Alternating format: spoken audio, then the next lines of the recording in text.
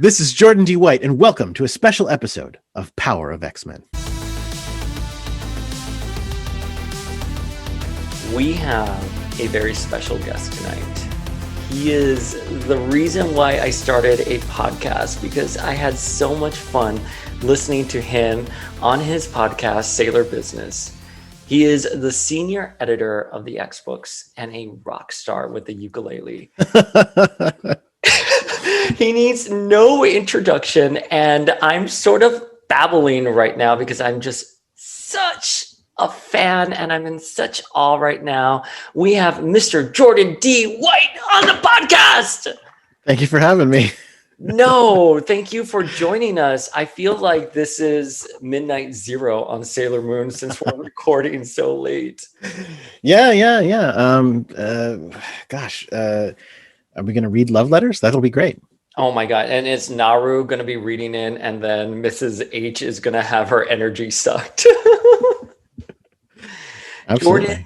Jordan is a big Sailor Moon stan, and he has a podcast called Sailor Business with X-Men 92 writer Chris Sims.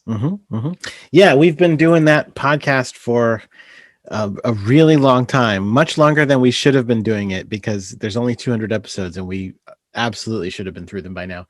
But one episode per show. We talk about the episode for far longer than the episode actually is. By a significant amount, talk about it in ridiculous detail, sometimes make our audience question whether or not we actually like Sailor Moon because of how much guff we give it. But we love Sailor Moon, and that's why we give it so much guff. I love when you were doing the first 6 episodes of Stars, and I'm sure you see this quite a bit with your listenership. They were like, oh, I can't wait for you to hit these certain episodes. And for me, it was, I can't wait for you guys to hit those first 6 episodes where the Outer Senshi return. Mm-hmm. And you guys gave such a wonderful point of view on that. And talking about how it was like reminiscent of I'm forgetting the fable it's based off of, but it was extremely enlightening. Wait, are you talking about the movie, or no? I'm confused. Oh, I'm sorry. Did I say Crystal? I meant Stars. The first 6 episodes of Stars, where no, I know. I guess I was thinking of the Snow Queen for some reason. Oh no, it's with Nehelenia with the mirrors where Saturn reawakens, right. And they have to go there. Goodness gracious. It's there's so much in this show. We were supposed to record the other day and we didn't, but I watched episode, what is it? 198 on Monday night, and I have lots of things to say about it, but I'm not going to spoil them here, I guess. Don't spoil it, but that's the episode where Haruka and Michiru die. It is. I will say, probably my favorite thing that I will gush about a lot, is new to me from this viewing. I mean, listen, I watched all the shows so long ago that I don't remember the details of a lot of them. But this one I think was entirely new to me, was the little special about them. And I will continue to say they absolutely should have a spinoff based on that episode. You just have to keep them away from Sailor Moon, because if they get within 5 feet of Sailor Moon, they are assholes. But on their own, they're just badass lesbians who want to kick ass. And they're like romantic and playful and like just amazing. I want to watch their show where they go around fighting monsters. I just don't want them to be near Sailor Moon, because again, as soon as they get near Sailor Moon, all they can do is go, the only thing we could do is murder people. And Sailor Moon goes, no, obviously that's not accurate. There are other solutions to things like friendship.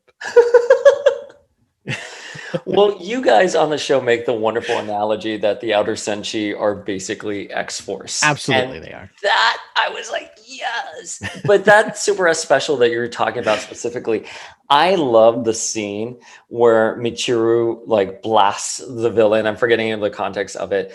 But the villain's like, I can't believe you did that. You risked destroying the world. And Michiru is like, a world without Haruka isn't a world worth living in. And I was like, yes, that's exactly where it's at. Yeah, I mean, that's the thing. Yeah, that episode is just, well, it's not even an episode. That little clip, or what? It's not even a full episode length. It's like 11 minutes or something, right? It's like an Adult Swim length episode. It's so good, and it should have been a pilot. the fact that no one has done that series in any capacity blows my mind, because while I love all of the characters in Sailor Moon, and I do love the two of them, on some level, I don't get why people love them so much, because they're always wrong. Their role in the show is to be wrong.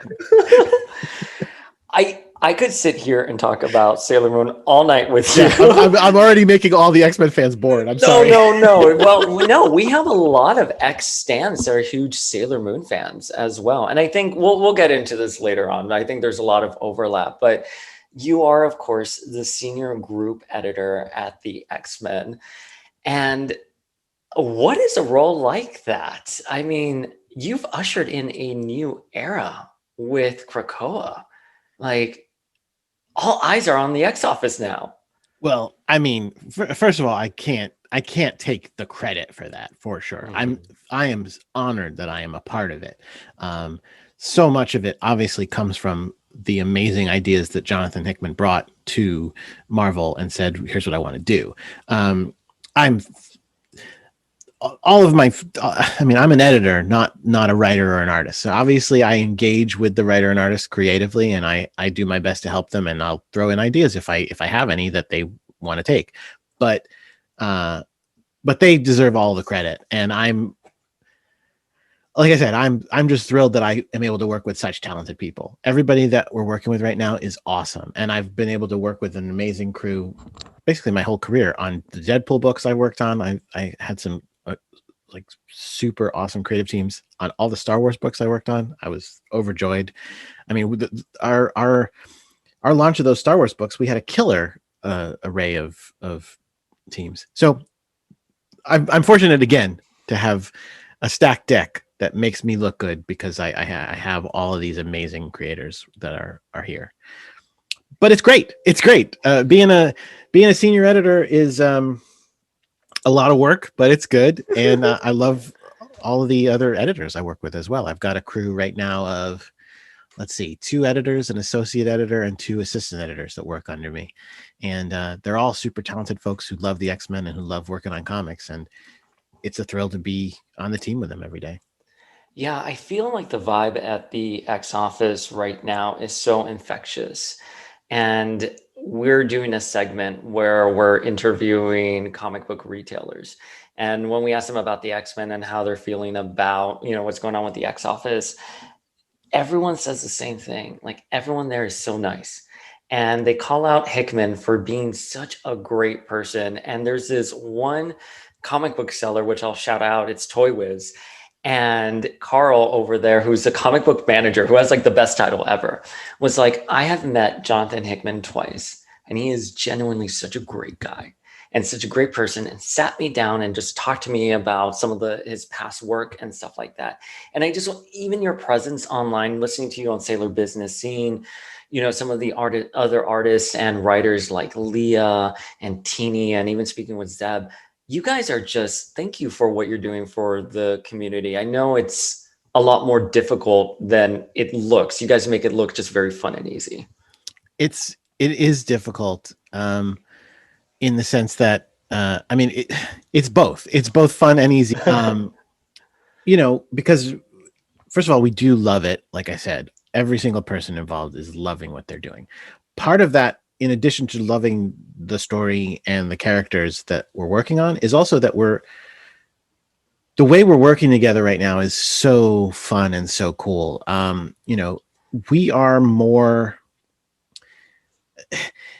so we're in this pandemic, and the creators have always been working from home, obviously, talking to us through email and phone and stuff, but all the editors are now working from home as well.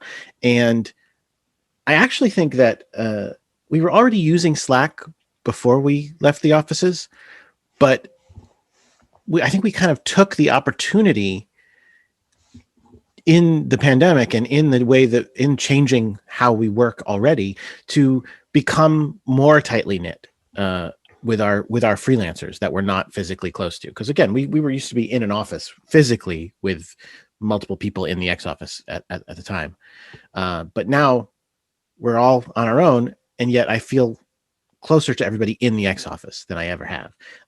We talk all the time. We're on that Slack constantly, and I mean constantly, to the effect that I literally have it on my computer right in front of me right now. And so we're constantly like throwing ideas out to each other, popping up, pages of things that people are showing off, or scripts or PDFs of finished issues. We had a call earlier today. I mentioned that I was on Zoom a lot today earlier when we were talking. One of the reasons for that was we had an X office call today. So all the writers and editors on one Zoom every 2 weeks. We tend to do it for a couple of hours, like talking about business and stories and that we want to do and how the things are going to play out. And then not only are we doing all that for a line of books that we're trying to keep more tightly connected than I've seen a line of books be in quite some time. I agree wholeheartedly on that. We then went, hey, while we're here, I guess let's do that thing we were going to do where we do a 22-part crossover. Okay. The fact that we did all of that from home is mind-boggling. Okay, so I've mentioned this in past episodes of this podcast. You guys turned out a 22-chapter crossover during a pandemic. The writing was tight. The art was tight. You guys did not miss a date. How? We all just worked really hard and cared really hard. We all were pulling for it. And again, it wasn't easy. It was obviously more work than just doing 22 issues of books.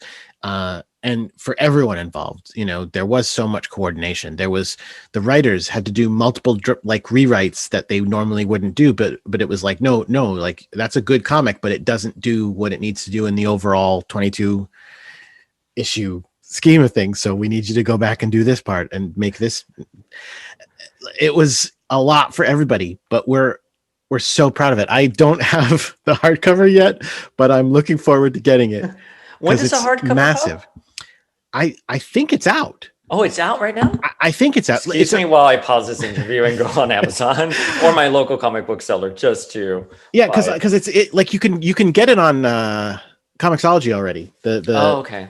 The collected edition.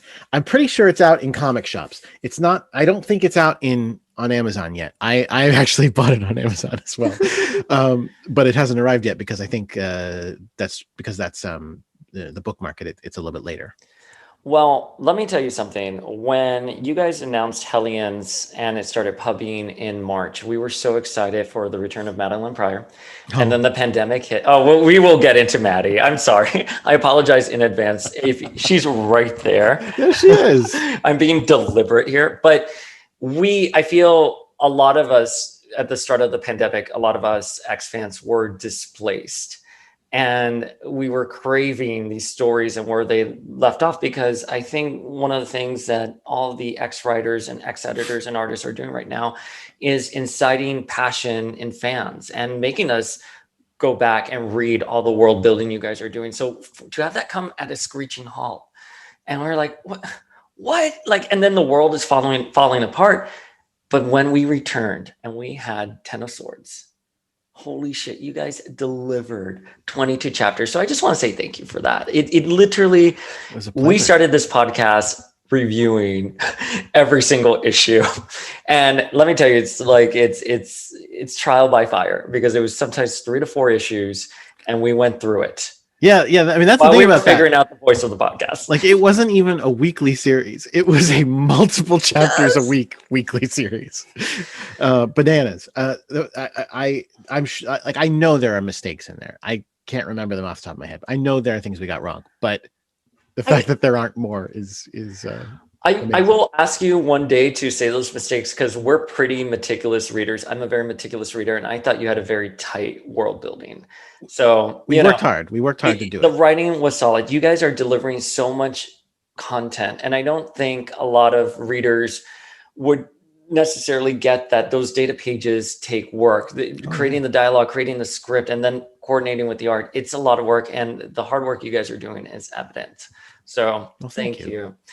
I want to kind of dive into your history before I badger you with like X-Men questions, Yeah. because I'm curious how one becomes an X-editor. And I'm curious, when did you start hearing about the X-Men when you were a little Jordan? What was that first memory of the X-Men you have? Whew. The first memory of the X-Men I have. Now, listen, I'm going to be honest with you. I am confident that you are a bigger X-Men fan than I am. Which is not because I don't like X-Men. I love X-Men, but I'm not. They were never my passion as a comic fan. My original passion was Spider-Man, and then when I got into the world of the X-Men, it was Excalibur. I loved Excalibur, and I'm talking about Claremont and then Davis Excalibur before it tied in with continuity.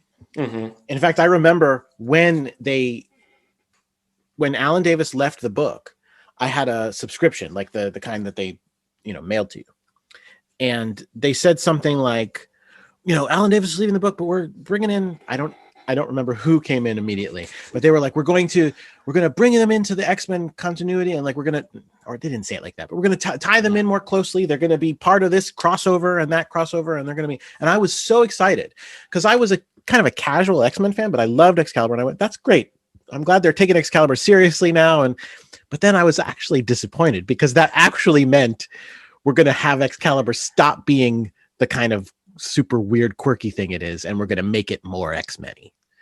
And I'm not saying there were not good Excalibur stories after that. Obviously there were, but it wasn't quite the thing it used to be. So that wasn't my first memory of X-Men, but that's my first like X-Men love was the characters in Excalibur and the stuff that happened in Excalibur. My first memory is I said you're a bigger fan than me. You might be able to name the issue, and I know I can't. Okay, let's see. I remember being very young and having completely randomly, because as a comic book reader, I would read anything. If someone was willing to buy me a comic, I would take it. Very randomly, it was a cover. It was in the like Havoc and Dazzler are members of the X-Men era. Okay, so the Aussie era. And there was a convertible on the cover. I can't think of that one just yet. I think maybe Havoc is blasting in a convertible, and then maybe like either an issue before or an issue later, sometime right around there was also an issue with Storm and a giant snake. Oh yeah. Hang on, I'm Googling Havoc Dazzler convertible. Let's see. I don't see the cover. Let's see. Yeah, I don't either. Let's see. It would have been. I'm trying to think even what the numbers were at that point. Hang on. I'm going to pull up my X-Men cover gallery. My Unlimited app here. Oh, sure. Yeah, that'll do it. Which that could be a little bit.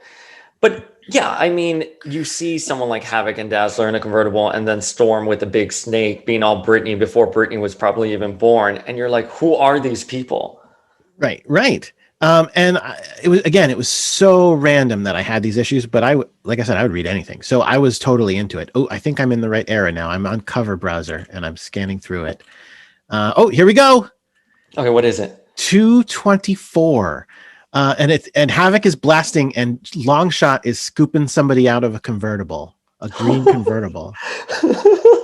And the issue before is Storm with the giant snake, 223. So I guess 223 is the first one I remember owning. Okay. And looking back before that, yeah, I don't recognize any of these covers from when I was a kid. I recognize them from when I finally read X-Men. Oh, there it is. Yep. Yeah, right there. I'm going to put it up to the screen so our viewers can see it. Look at that. That's the one. I remember having those two issues, and I don't remember what happens in them. But I remember reading them, and I was devouring anything. So I read all of those. And now that I look at it, actually, I think I had the next issue too, which is 225, the first issue of the Fall of the Mutants. Yeah, I definitely didn't have the rest of Fall of the Mutants, but I think I had that one too. That was such an interesting way to read comic books. And I was talking about that with Zeb Wells, where you read these crossovers in pieces. And then you'd have to go to your comic book store and sort of be an archaeologist and uncover the next issue or the issue before. And it just made sourcing that story and that information more valuable and precious. And that's gone now. Oh, it's so gone. Because like, for again, Excalibur, right? So when I started reading Excalibur, they were probably, I think my first issue was issue like four or Okay. 5. 4? Yeah. I think it was 4. The issue with the janitor on the cover. But that's the first one I read. That wasn't the newest one at the time. At the time, the newest one was somewhere in the like late 30s, maybe. Okay. And so yeah, I had to go back, scour the back issue bins. Like anytime I could go to a new comic book shop that I'd never been to, so that maybe they'd have different issues that I don't have, I would try to. And here's the other thing. You don't wait to read them. You don't go, oh, I have to get them in order and read them in order. You just go, all right, here's issue 47. I'll read that. Yeah. And then when you get issue 46, you go, now I understand it a little bit better.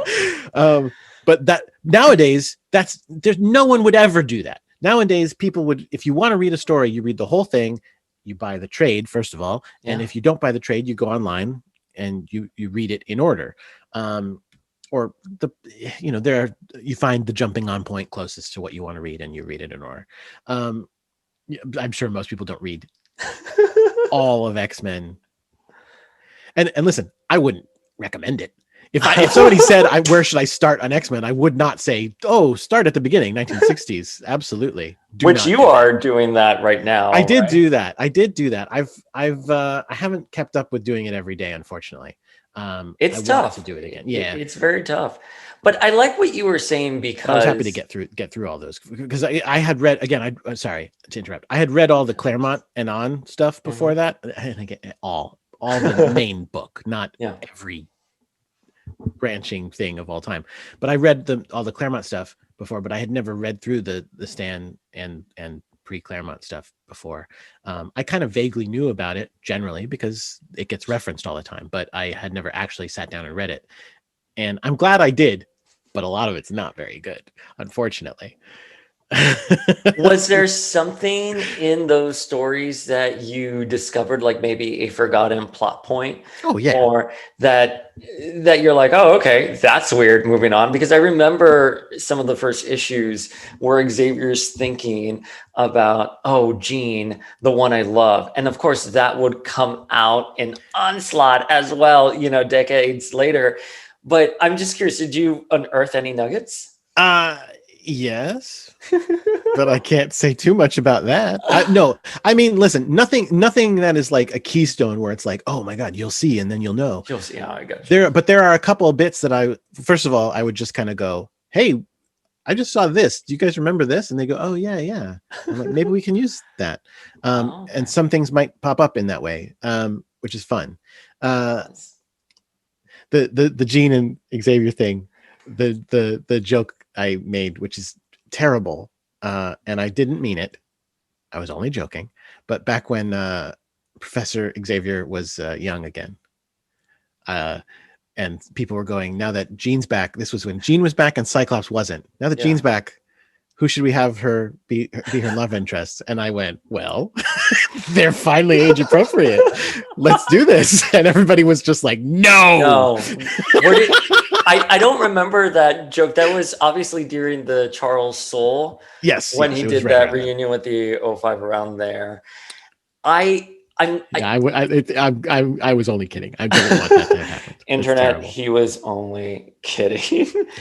I love what you were saying, though, about, picking up issue 45 and not really necessarily knowing what happened, because I credit the X-Men for my ability to decipher narratives. I used to work at HarperCollins and like Hachette Book Group, and I was able to read a manuscript and just dive in. And similarly, when I was in high school, I could read something like The Odyssey, for example, and not feel tremendously lost, because I was already so used to diving into like issue number 17 of X-Men, or picking up the Onslaught crossover and not knowing who the fuck was who.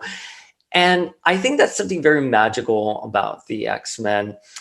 And I'm curious about that time in your life when you're picking up those issues and you're reading Excalibur. Was there, I don't want to ask you Gosh, who your favorite X-Men no, is. you can ask me that. That's fine. Okay, so Uh, I was gonna rephrase it in like a really beautiful way, like oh, who resonates with you? But no, tell me who's your favorite X-Men? well, before I answer that, I just want to. What issue did we just say this was? Uncanny X-Men 223. So I want to see how old I was when I got this issue, Okay, let's see. because I was pretty stupid young. I mean, I was 7 years old. You were 7 years old. When did it pop? 87, November of 87. So I was 7 years old when that came out. And again, and I just, like I said, I would read any comic book you put in front of me. I don't want to say I didn't care. I cared. There were ones I liked more than others, but I was never going to say no. Excalibur was a little bit later. Excalibur would have been, I don't know. You would have been like preteens. Yeah, 10, maybe 11. Yeah. That would be my guess when I got into that. Who's my favorite X-Man? Well, it all goes back to that original comic book experience, and it's Kitty. It's Kate now, but Kitty back then. Call her Kate. Well, so That, by the way, so I don't know if you follow gay X-Men Instagram.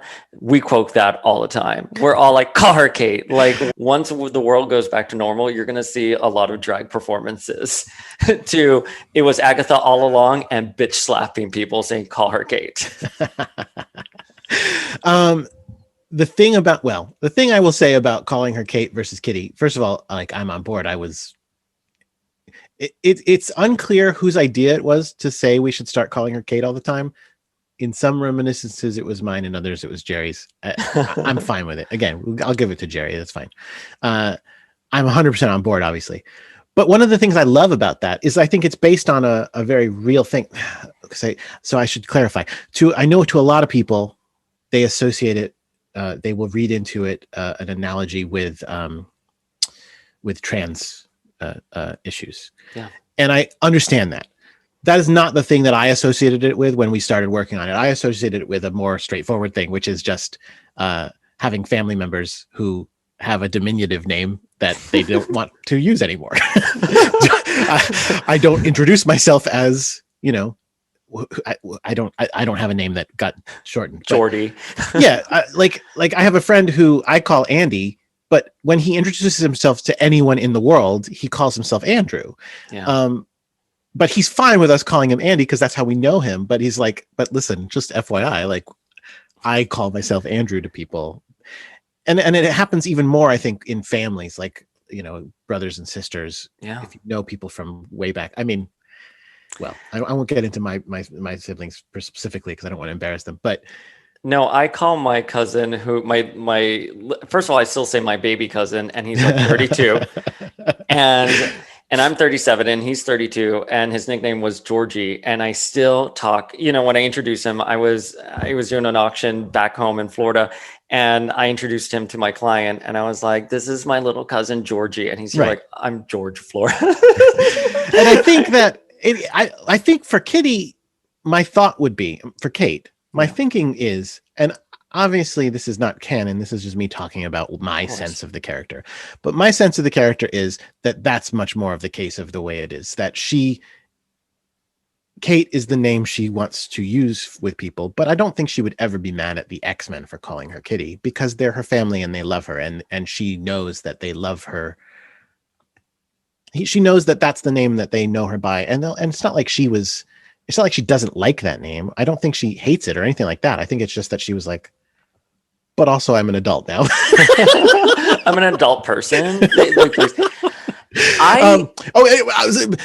is also, it's so easy to get me on a tangent. No, you were asking me my favorite character. It's Kate/Kitty. And I have to admit that back in the day, it was a infatuation. Back in the day, she was the older woman that I was in love with. It's kind of like Adventures in Babysitting where the character's in love with his babysitter. Right. Because she was like yeah, exactly. She was 14. Like she could never love me. I'm only 10 or 11 or whatever I was at the moment. and then obviously I got older a lot faster than she did. So It- now I'm way too old for her. So I I'm feel the over it. same thing with Sam Guthrie. There I you go. used to love Sam Guthrie. I was infatuated with him, and now I am probably old enough to be his uncle. You know what I mean?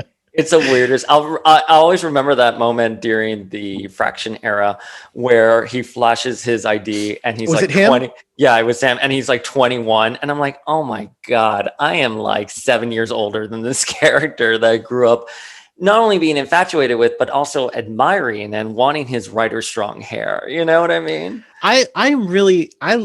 So I argue with people a lot about the ages of characters. Yeah. Because I get it, especially having now read those early issues. I really, really get it why people think that the X-Men are all so old. But they're not, and they can't be for various reasons. Sorry, Cyclops is not 40 years old. He just isn't. I don't actually know that he's even 30. And I know people will argue. Listen, no one will be happy with that.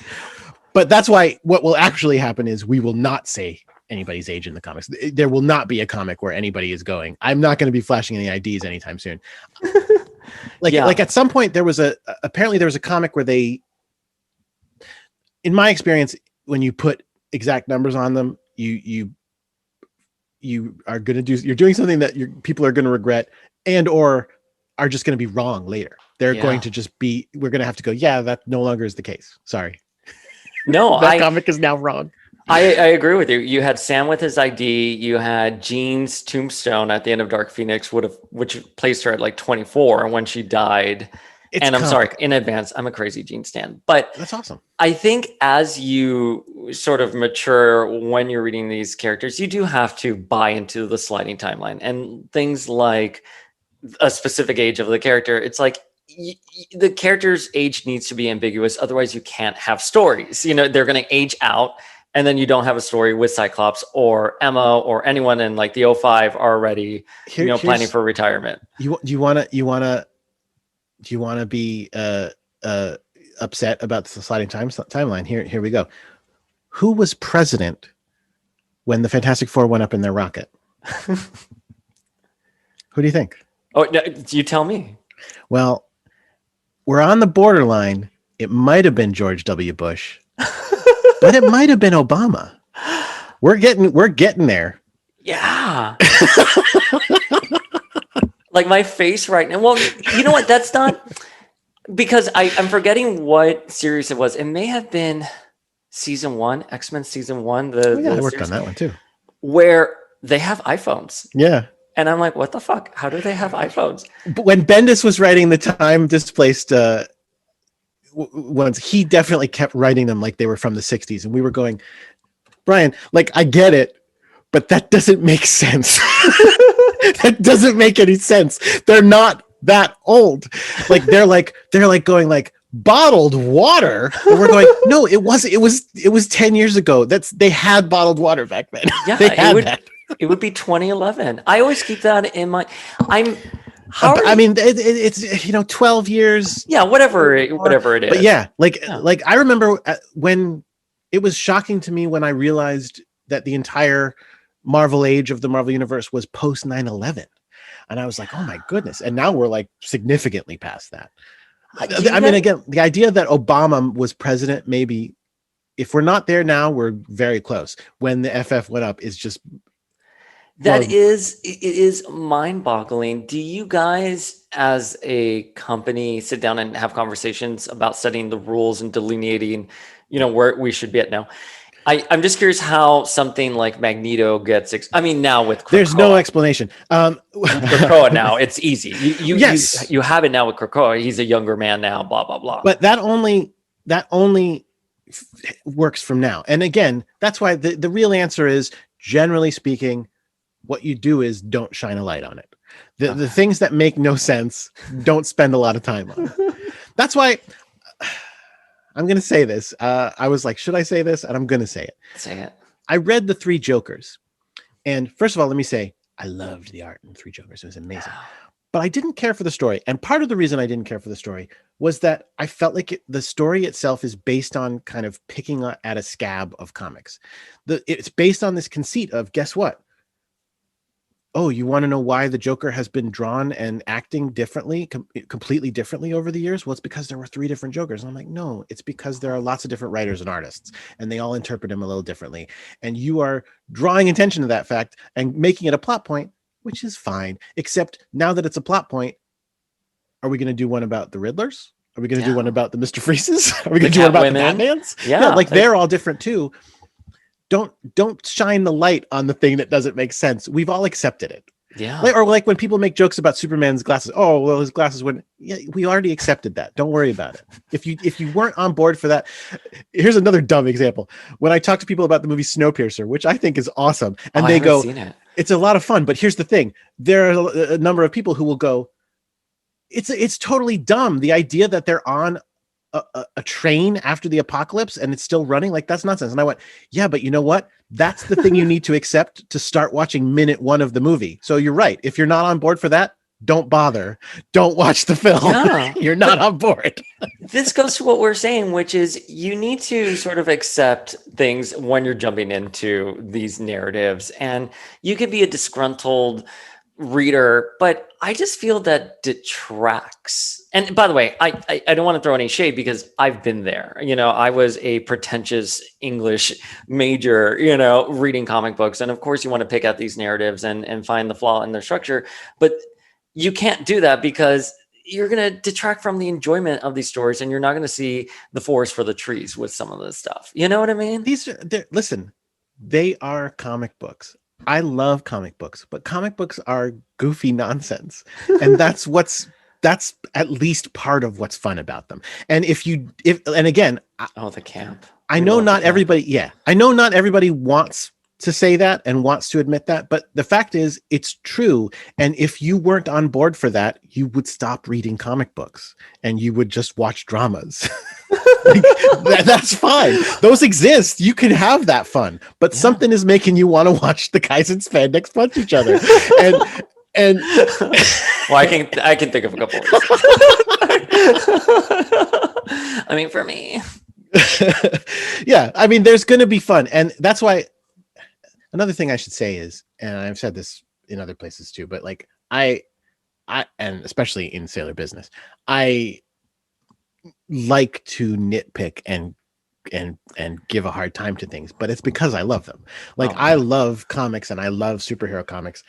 That doesn't mean they're not stupid. Same with Star Wars. I love Star Wars, but here's the dirty secret of all Star Wars. They're all dumb. If you go like, what about this movie's so dumb? Yeah, they're all dumb. The first one was dumb, but it's great. It's also amazing and great. What, you like to nitpick at things? It's not like I don't hear you weekly in my head with Sailor Moon. No, but I know what you're saying. And I think nitpicking gets a bad rep.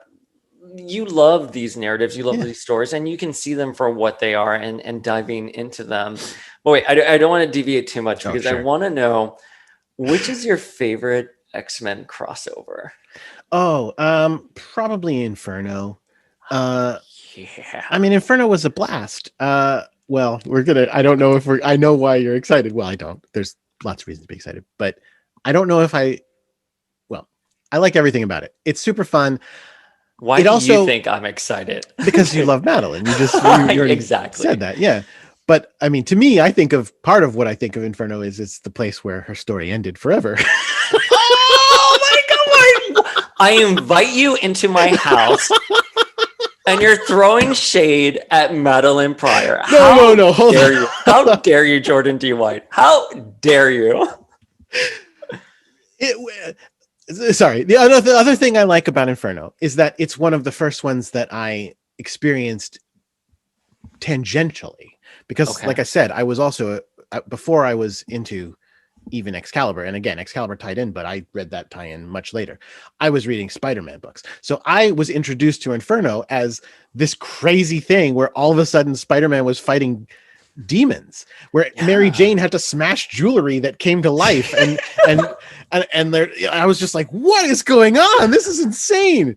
And then eventually, much later, getting to find out, well, here's the actual story behind that. I was like so into it. I was just like, this is really cool. There's some nutty stuff that happened in non-X books in that stuff. What's the nuttiest thing you came across as a reader? Well, okay. I believe that was when Daredevil fought Mephisto. Oh yeah, I'm just looking to see if I have the trade here. Which is pretty crazy. That is crazy. I mean, the Spider-Man stuff was all completely nutty. Hobgoblin got turned into a demon for no reason.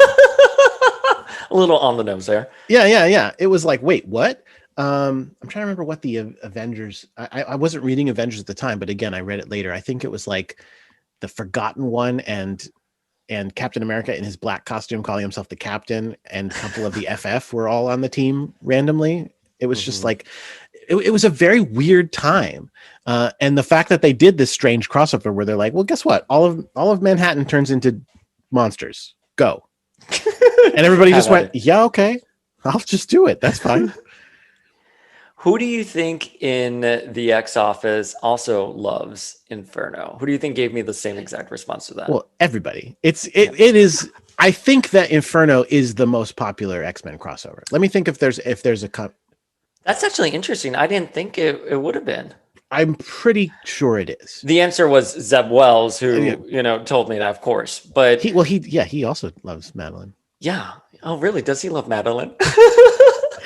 Jordan D. White, why is Madeline Pryor dead? Because, well, listen, I have made. There's no winning this for me, because I have made my arguments for my thoughts on Madeline, and it just makes people furious at me. So, but I'll give you the simple version, which is I love Inferno, and to me, Inferno's ending was the clean wrap up to that. Yeah. It was a weird, like many weird comic book stories, it was trying to fix a mistake, a thing that was done kind of ill-advisedly, which was Cyclops got married and had a kid, and then they went, but what if he was with his ex-girlfriend? What? That's a bad idea. But they did it, and it was good in other ways. Like, it was good because it got him back with Jean, which I do love. But it was like, what? Yeah. No, it's awkward. It's awkward to say the solution is it was a piece of Jean that got grown into this and that and the other thing. But I liked it because it tidied everything up. And it went, yes, through this we can say Nathan is actually Jean's kid too. Yeah. Like, but it was Madeline's kid. Yes, but Madeline was sort of Jean, and everything that was Madeline is in Jean now. Yeah. So all of the good feelings that we had for Madeline, and all of the bad feelings we had when she was mistreated, we can kind of heal over by going, they all live on in Jean, and we all can get along and be happy. And then out of nowhere, here's Madeline again. And it's like, wait, what? With Nate Gray, though. With Nate Gray. Jordan, that was probably one of my favorite issues ever. Or one of the first ones I started collecting religiously was the X-Men series. That's so random. I mean, I was a 16-year-old boy listening to Blink 182 with Frosted Tips. Nate Gray was up my alley. And I pick up that issue, and he just got out of AOA. I'm like, okay. And then this smog appears above his head, and he's here what? I'm sorry, who are you? And she takes off her cowl, and she's here my name is Madeline Pryor. And it's that over the top Real Housewife entrance that she did before it was even mainstream culture. And I like what happened in Hellions. I think, and when I was talking about this with Zeb, the anger isn't directed towards editorial or the writer or the actual writing itself. Are you sure? Well, no, it's listen, okay. Jordan D. White, I am such a stan. We love you here. And I really am angry at Cyclops, because I'm like, Cyclops, Jean, and Emma were like, nope, don't resurrect her, or something shady from their point of view. Yeah. Well, I don't know. I don't want to say from their point of view, because we didn't see the scene from their point of view. And maybe at some point we'll hear more about it. But I would say an argument could be made that we already have Madeline. Well, She's no. in Gene. So that also was something I think why so many people were passionate about that discussion, because Gene does have Madeline's memories, Mhm. and technically Madeline is a clone of Gene, and there is a no duplicates policy there. I know that Yep. opens up the door a lot for editorial questions, and we've ruminated on those on this podcast, but I think it, again, going back to what Hickman and all of you guys are doing, it's creating conversations with Yeah. fans. Oh, You're not yeah. just reading this and moving on, you know? I mean, I would say, here's the thing. I would say when Madeline died and was not allowed to be resurrected, that was probably the moment she was most popular ever. Oh my God. You're so salty. Yes. Well, do you disagree? That was like the most passion, the most worked up ever. Like all of a sudden, everyone really cared and was invested in her again. In maybe not ever, but in a very long time, at the very least. Let's like I never saw anybody get that invested in her when she was running her own sisterhood there. Well, the sisterhood. Like she did some stuff. It was fun. Yeah, it was fun. What were you surprised by the reaction? I want to say the Twitter reaction. Were you surprised by it? Did you know it was coming? Well, I wouldn't say I knew it was coming. Well, a little bit, yes, in the sense that I wasn't as surprised by then, because in the previous issues, people were already very worked up about her and her idea of like, I'm here to prove that I'm real. Like, I'm going to tear down everything that you guys have done just to show that I'm a real person. And everybody was very much like going like, yeah. So when I saw the reaction to her, then I was like, oh, this is gonna be insane when this happens. And so it delivered in that respect. Absolutely. It was great. I don't remember if I asked Zeb this question or if it's been put out there. Whose idea was it to have Madeline die? I think it was Zeb's. I think it was in the pitch. Okay. I mean, and by the way, he's here like, it was not fun writing that. Because of course he cares about her. That's what I'm saying. Okay. But that's the thing. So this is a fundamental divide. I mean, that's very dramatic to say, but a fundamental divide. Is it a schism, Jordan D. White? A schism. Is it a schism between fans and creators, which is that, and this is not, I shouldn't make it that blanket. This is not across the board, every fan and every creator, No. but one that is fairly common is that creators will often look at it very differently, that making life difficult for the characters we love is our job. You have to. Yeah. You have to. I think it's the right of every writer not to treat characters they like preciously, but put them through the ringer. Mm-hmm, mm-hmm. And, it's Krakoa. No one's story is necessarily over. This could be a Madeline Pryor podcast. I'm just telling you right now. I do have to move on because I could sit talking to you till like 6 a.m. about it. But I'm curious, how did you start working at Marvel? Were you an English major in college? Did you want to be a comic book editor? What was that journey like for you? So I've loved comics my whole life, like as long as I can remember. And so I fell out of comics for a tiny bit of time, but when I got together with my wife, we Devin. both got with Devin, we got each other back into comics in a big way. Well, she was reading comics, but she was reading different comics than I was reading. She was reading Strangers in Paradise and a lot of indie stuff. And so she introduced me to that got me to read all of that, but it also got me to go back to picking up the mainstream superhero comics that I had fallen out of, being like a broke college student. And so from then on, I always wanted to work in, I think I did always want to work in comics since I was a kid, but I don't know that I thought it was realistic. I wanted to work in storytelling of some sort. And I was an English major, and I did English and creative writing and stuff like that. And I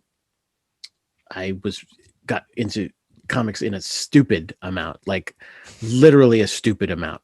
I was buying $100 worth of comics a week in the early 2000s. Yeah, So like that when was they a were like long time ago. $1.99.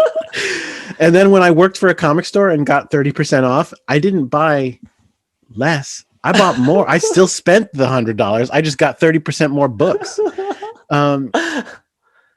But anyway, so I was so huge into comics, and I was I did a radio show, and my radio show, it was a free format station, so we could do whatever we wanted. And I said, well, instead of doing music, I'm going to do narrative. I'm going to have radio serials on my show. And I wrote some, and then I roped in more folks to write with me. Like I would create them and start them, and then other folks would come and do episodes as well. So And like radio soap operas.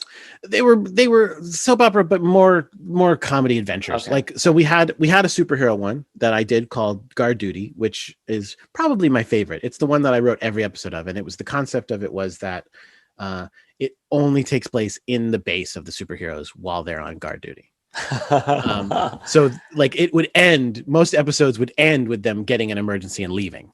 And probably in the next episode, if it's important, you'll find out what happened on that. But it's just two of them at a time, usually talking about stuff, which was a blast to do.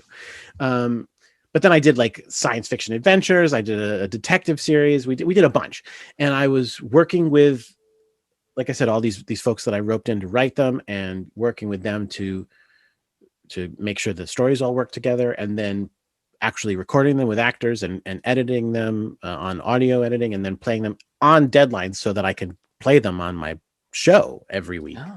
And that is a lot like making comics, because again, I'm working with creative people on narrative, trying to help make the story the best as possible, but also doing it all on a tight deadline, getting a large crew of people to work together. You asked if I'm an English major, and I am, but the other very common background that I've noticed that comic book editors have is in theater. Oh, because it, again, that's a lot, getting a lot of people to work together on one project on a deadline, making it happen.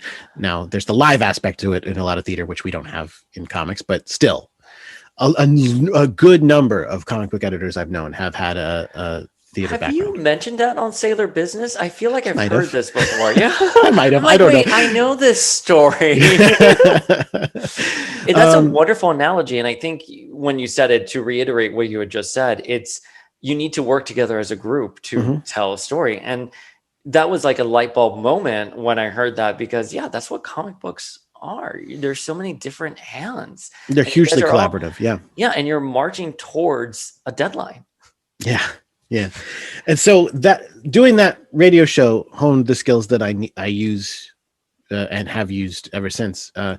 When we moved from upstate New York, Binghamton, where we lived, down to the city, so that my wife could go to medical school, we moved there specifically because I was like, well, if we go to the city, I would try to get a job in comics, and I'll see if I can do it. And pretty shortly after, like, I started interviewing at Marvel before we moved, and maybe a month or two after we moved, I started.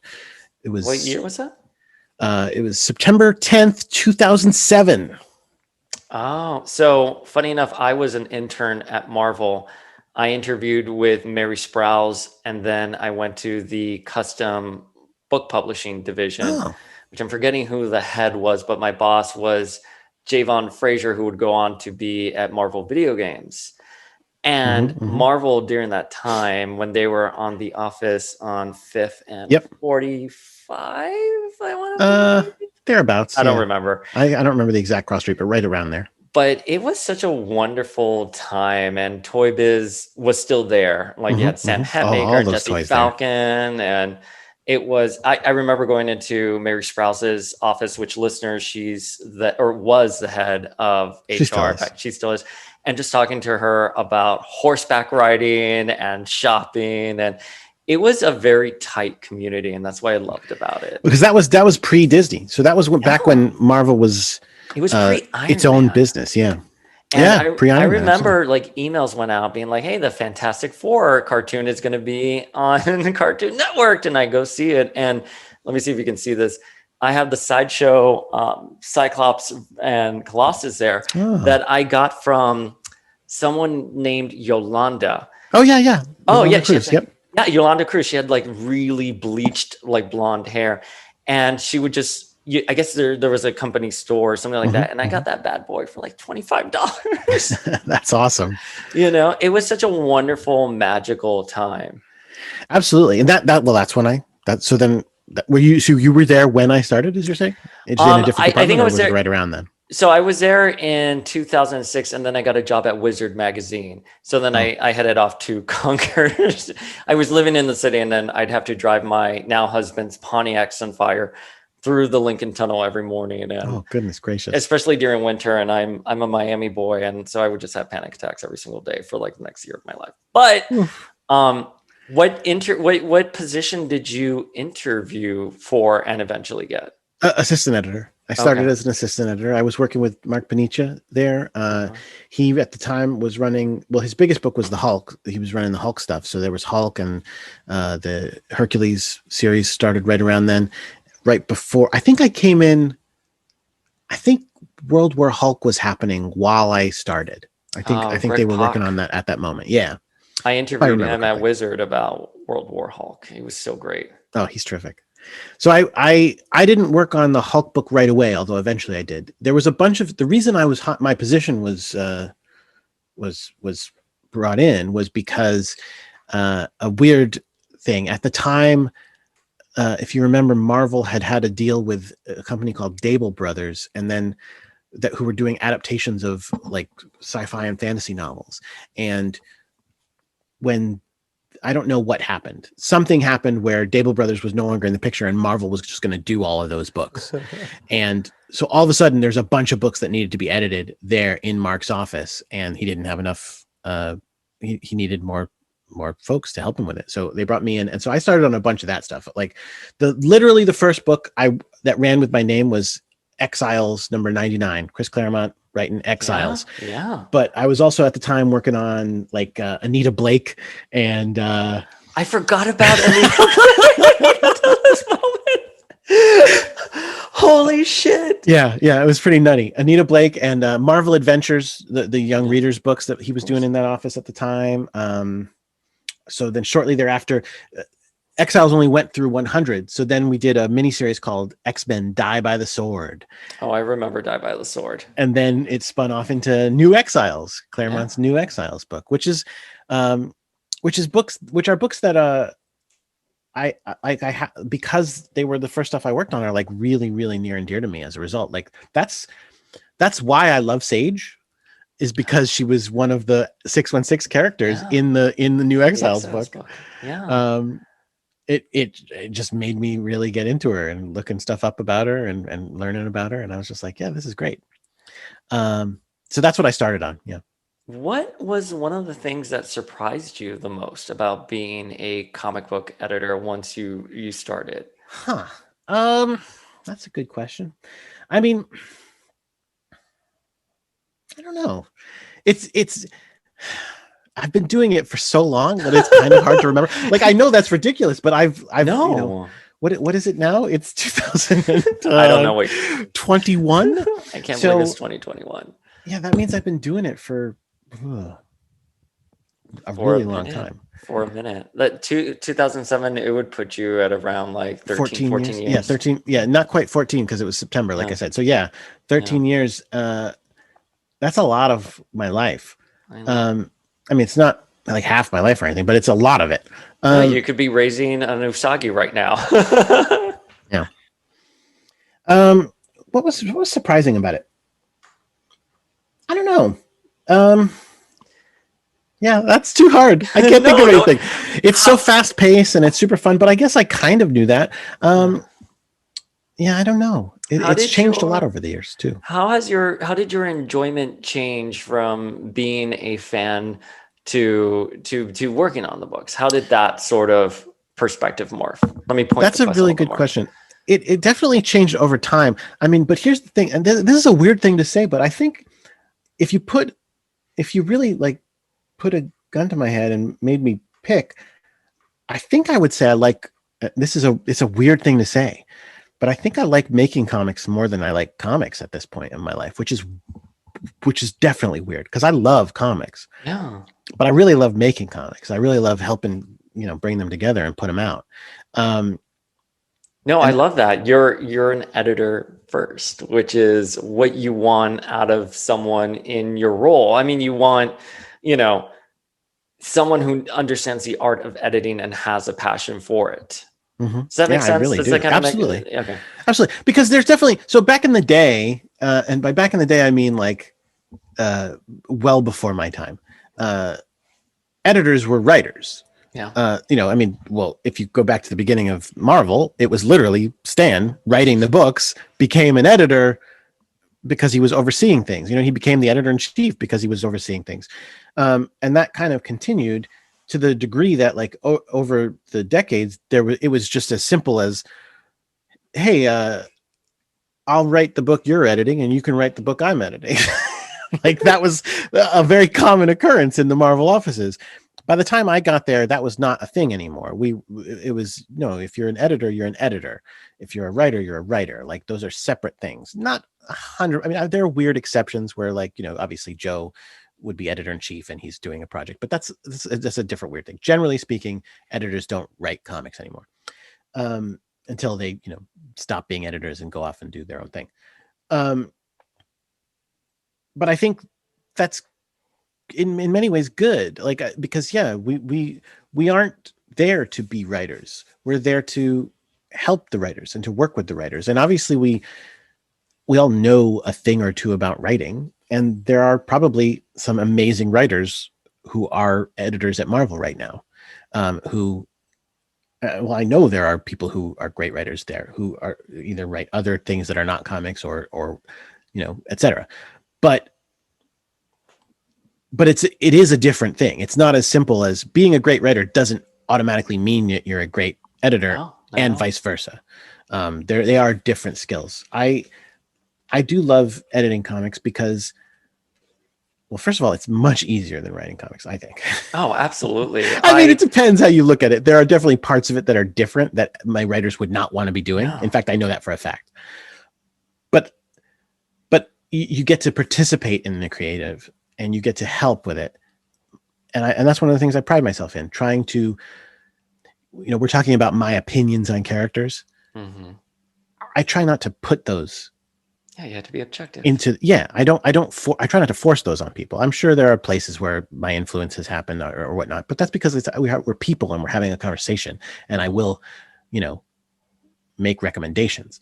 I don't force people to do stories that they don't want to do. I always want to go, what's the story they're trying to tell? And then I help them tell the best version of that, even if it's not the story I would have wanted to tell. And you can tell because I let him put Madeline in the book. No, I'm kidding. What? I'm here, Jordan. I'm kidding. You see me being enchanted by how you're talking. I'm literally, and then you throw, it's like all the water in my face. Why would you do that to me? Now you know how Chris Sims feels every episode of although he is plenty mean to me, so there you go.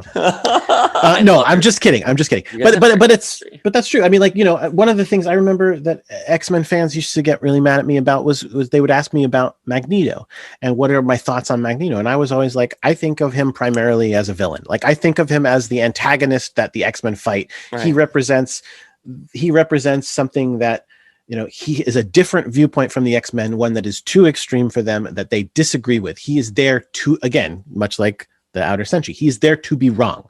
Yeah. He is not the good guy. He is the opposition. They get super mad at me because many people are like, no, he's absolutely a good guy.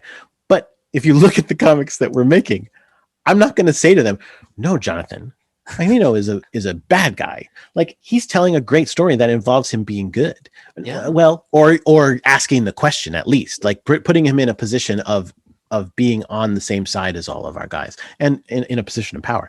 And it's amazing and brilliant. And I have no interest in going to them and saying, but now when are you going to get around to the part where he's a villain? No, they are showing me, first of all, they're showing me new sides to the character and having him grow all the time, which is awesome and will change my opinion on him and is changing my opinion on him in many ways. But I'm happy that I don't force those things onto people, because that's not a recipe for good comics. Well, because you're a good editor, I and do my best. that is what an editor does. And yeah, I've seen comments when you or anyone else gives an interview and they're like, how could one of the comments I think kind of stands out is when you said that Jean and Cyclops' marriage no longer exists because of what happened in Secret Wars, and then that Cyclops died and the timeline was reset. So thereby, whatever the fuck you said. But I remember people like getting a bee in their bonnet, and I'm like, dude, he's just the editor. And I don't know if it's because when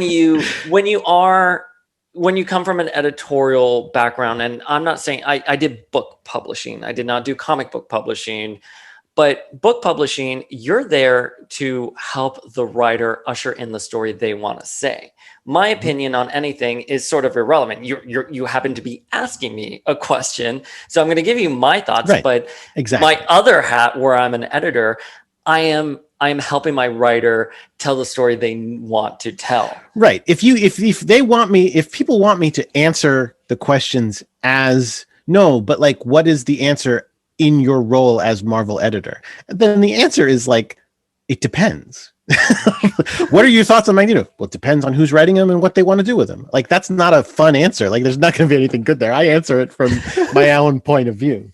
Have you been surprised by maybe a character that you weren't feeling and a writer brought in a story and you're like, oh, okay, yeah, actually, like now I now have a new perspective? I can, again, this is I'm so hesitant to answer any of these questions because all I can do is make people mad at me. But yeah, Magic. I didn't think Magic was super interesting because I was not an old school fan of New Mutants, by which I mean I didn't read it back in the day. Like I've looked at it over time, but like it wasn't one of my childhood books. So I don't have this passion for those characters that some folks do, and that's awesome.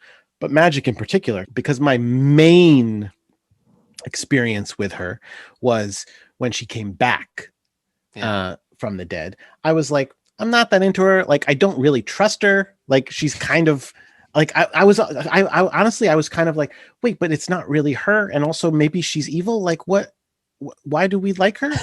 And then in Kieran's amazing Uncanny Run, so great, where she is so terrible. Yeah. She is so the awful. Extinction Team. Yeah. She's so awful to Colossus. And this is how bad she is. I feel bad for Colossus. Colossus is an awful person. I won't ever forgive him. I'm sorry for what he did to Kitty. Specifically, what did he do to Kitty? He oh my God, you're gonna make me do this. He went on Secret Wars. Oh, yes. I'm forgetting, what is the character's name? Zaji. And she has never appeared again. Well, because she died. But he went to Secret Wars, fell in love with this woman. Yeah. Who couldn't speak the same language as him. Like, no. he fell in love with her. She died. He comes back and he says to her, so listen, I've been away and I thought we were in love, but turns out we weren't, because I was actually in love. Because I learned what real love was on this alien planet with this lady who couldn't speak to me. Now, here's where I'm going to get a little controversial about it. Like, it's messed up to me because that's like, in so many ways to me, that's way more of a betrayal than cheating on her. Like, if he went to that alien planet and he slept with Zaji and then came back and went, I'm never going to tell her about it, does that make him a bad person? Sure. But like, on some level, I could forgive that, because at least on some level, you would say he cares about Kitty and he doesn't want to lose her. And instead, what he did was go, I don't have a chance with her. She's dead. This woman is dead. But Kitty, you and I, what we had was bullshit. And that's why, to me, when they get back together, I'm like, that's ridiculous, because this is not, like I said, this is not a second chance. He cheated on me and now he's back. This is, he told me we were never in love in the first place.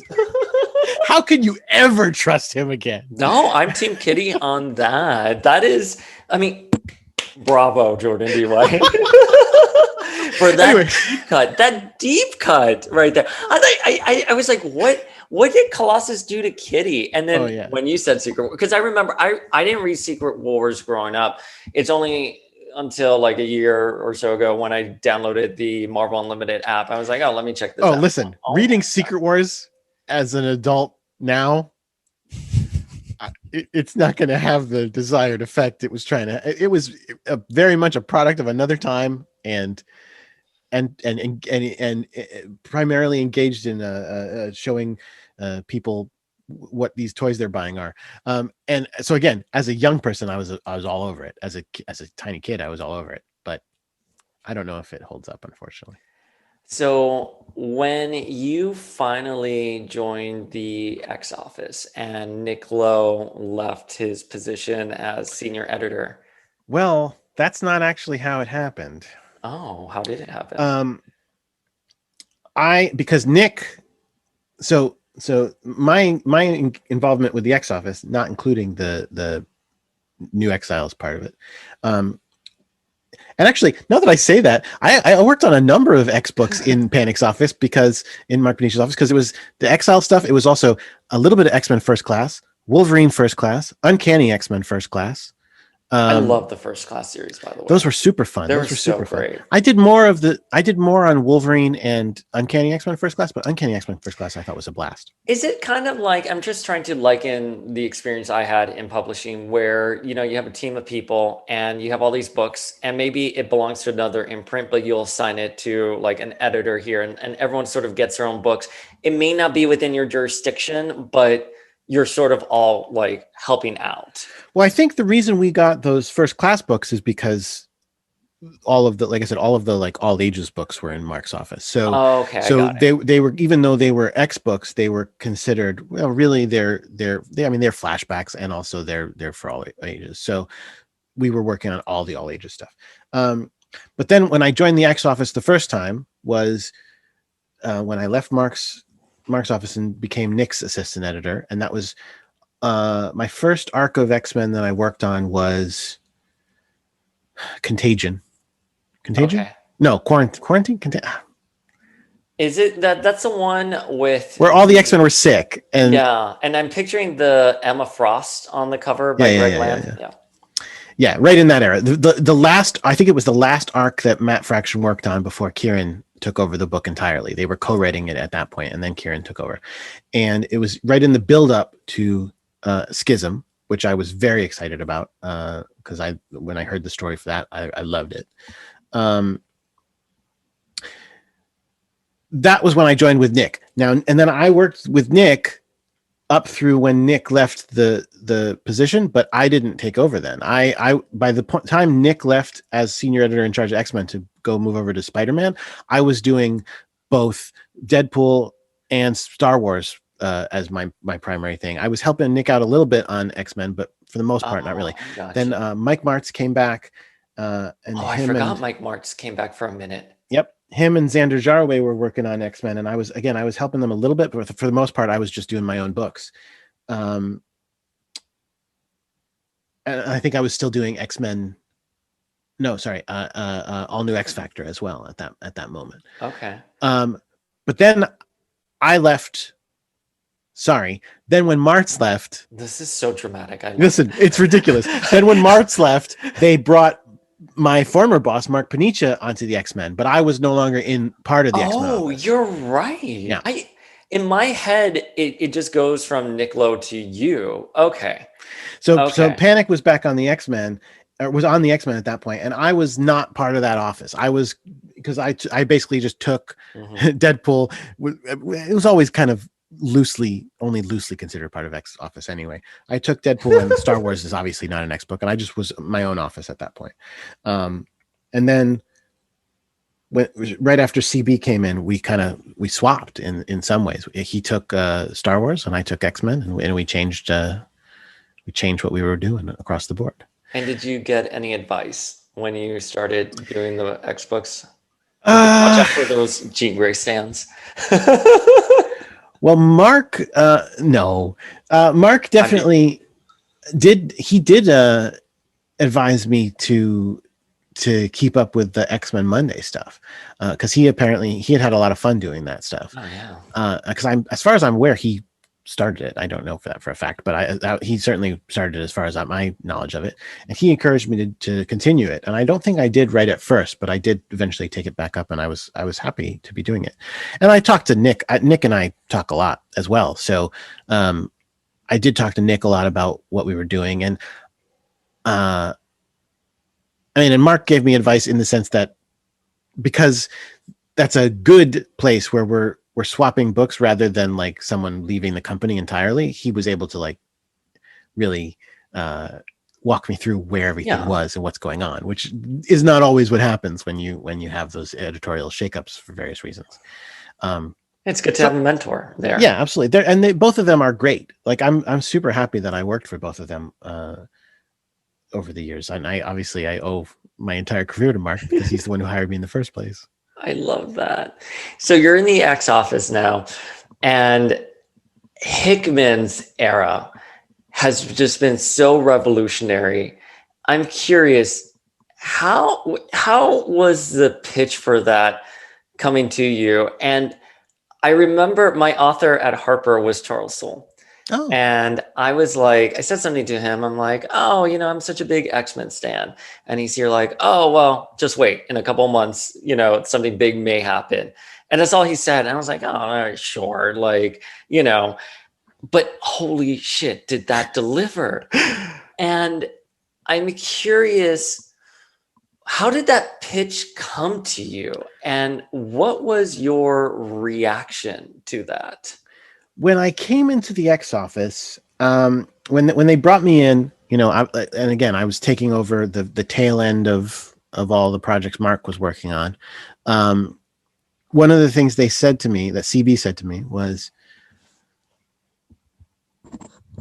Jonathan might be coming in to do something. We're working on getting Jonathan to come in and do a next project, but that was it. Like, I didn't know what it was. I didn't know what form it would take. I didn't know what it was about. And in fact, I don't remember if this was specifically said to me. I think it was, but I don't know whether this was understood by everyone incorrectly, or if it was somebody making a misunderstanding. But like the idea was around that he was just going to come in and do a miniseries, and that was it. Yeah. So Jonathan's got this idea for an X-Men miniseries, and he'll come in and do this miniseries, and then we'll be able to just do whatever we're doing. So I was just like, I don't know how I'm supposed to plan for that. I don't know how I'm going to deal with that. Like, what does that even mean? Does that mean like we'll just start doing what we're doing, and then he'll do his miniseries, and we'll go back to what we were doing? Like, what does that mean? None of us knew, because nobody really knew what he was going to do. He had pitched an X-Men thing a few years earlier, which has connections to what he ended up doing, but in many other ways is very, very different from what he ended up doing. So we really had no clue what he was going to do. Eventually they worked out all the, business stuff that was lined up to get him in place. And he came to the office and he pitched it to us in person. So it was me, let me see, who was there? Me, CB, Dan Buckley, Joe Quesada. I think Tom Brevoort and Nick Lowe were there, just because, again, they're like executive editors at Marvel, and maybe Darren Shan, who was an editor who was working for me at the time. Okay. I think that was the whole crew of people who were there. I might be missing one or two people, and I apologize if I am. Like, I can't remember if Annalise was in there or not, who was my assistant already at that point. Yeah. And he pitched the story, and I didn't like it. I was like, well, no, we can't do that. Like, that doesn't work. Like, we definitely can't do this. What specifically didn't you initially like? Just out of curiosity. Well, the biggest thing that I didn't like, it did not happen. Is the biggest thing that changed. I don't think I should say what it is yet. There will be a time when I can say what it is, but mostly because, not because it's like, oh, it gives away this very specific thing. It's more just because to talk about it in depth, I would have to talk about our thinking on the whole thing and where we're coming from on things that are not Absolutely. done yet. So like it itself doesn't necessarily spoil anything, but I'm just not there yet, unfortunately. It's okay. We'll do a round two once Sure, the story someday. is told. Someday we'll do a round two. It's fine. But here's the thing: I wasn't the only person who had a problem with that thing, and Mhm. one of the other people who did was Joe Quesada, and he had a suggestion, which is what Jonathan ended up adapting. Okay. Adopting, I should say. And that piece of it was a big change. Now, the other reason, there were two reasons I didn't like it. One was that, and that it gave a very specific meaning to the story that I didn't think was a good idea. Yeah. And I was like, that we can't do that. And here's why. The other reason, though, was just that it was so different from what I was thinking we were going to be doing. Because like I said, I had no idea what he was going to come in here and pitch. You And really I had no idea. None. And I had no idea that he was coming to pitch, I'm going to come in and do a thing after which everything will be different forever. I didn't know that was the scope he was talking about. So when we were planning, going like, what are we going to do? Well, it was kind of like, Jonathan's going to come and pitch a story. He'll probably do his story around here on the calendar. We need to figure out what we're going to do before it and after it, and et cetera, et cetera. And we were like, okay, sure. And we were throwing around ideas, and all the ideas we were throwing around were like blown to smithereens by it. Because it was like, I mean, obviously it's not something you could have anticipated. It's not something that anyone anticipated. So it upset the apple cart so much that I was just like, what? No. That side of me was the one that went away quickest. Like, it was like, okay, but like, wait, yes, this wasn't what you were going to be doing. This wasn't what you thought you were going to be doing. But like, look at what it actually is, and look at what it actually does. And it was like, oh, actually, there's some amazing stuff in here. Hold on. And the more I would think about it, the more super into it I became. So that like pretty quickly I was not only on board, but like incredibly on board. And especially, like I said, when that one big element was like, switch that around, it became like, great. Now I can be unapologetically on board, and I just love it. I can't wait to hear what it was one day, because my curiosity is so piqued right now. And it's a pretty big one. I will wait for that day. I will be waiting until you guys reveal it. So he has this big story. He's bringing that big story into the X office. It's going to change everything. You guys all have to process it, digest it. But another thing that changed that I don't think I've seen before, or at least paid attention to, is that Hickman has a title now in the X office. Oh yeah, no, that's pretty new. Which is Hawks, which I love. Does he have a desk at Marvel, like before pandemic? Like how did the workflow change? Is he like a director? Is he also like an editor? How would you describe that workflow? Yeah, Jonathan is doing things. I mean, he's not literally doing the job of editor, because there are things that, I mean, there's lots of things editors do that he doesn't ever do and will never do.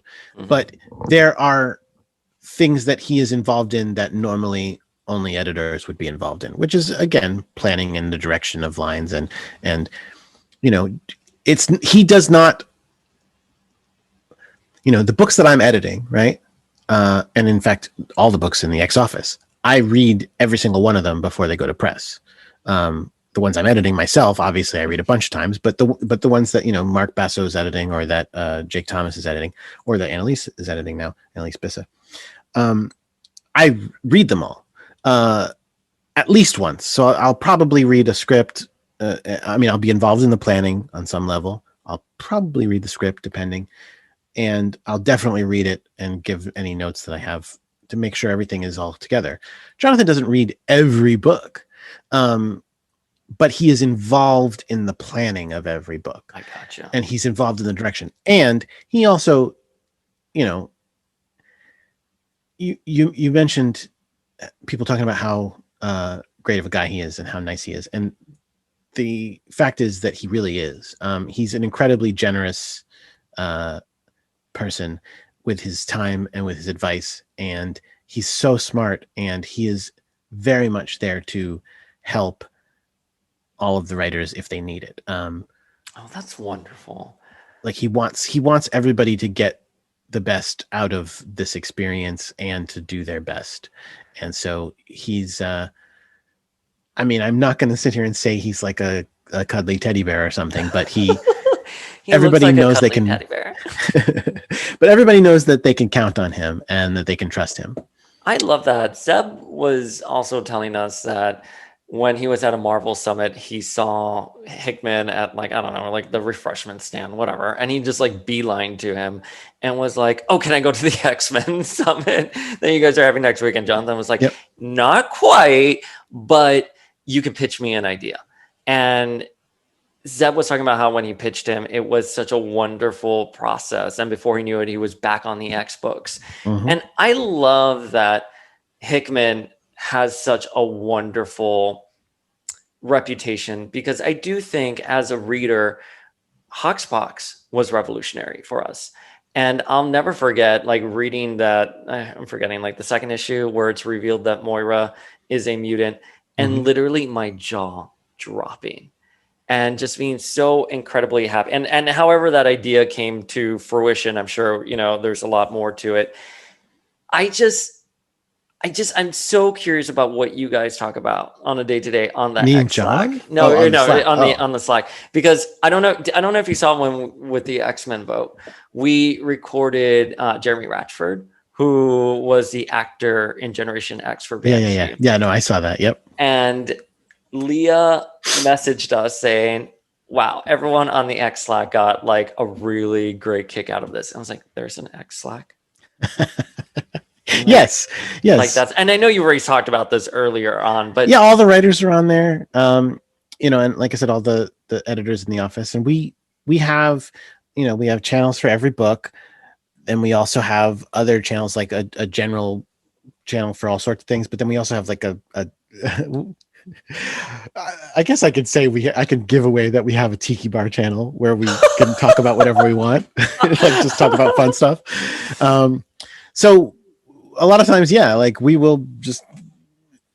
I'm trying to think if I can talk about anything that we're talking about on there right now. Let me see. Probably not. I mean, in the sense that I can talk about the fact that we are going into details about the Hellfire Gala and, you know, trying to make sure everything is coming together as we plan that. What else have we been talking about today?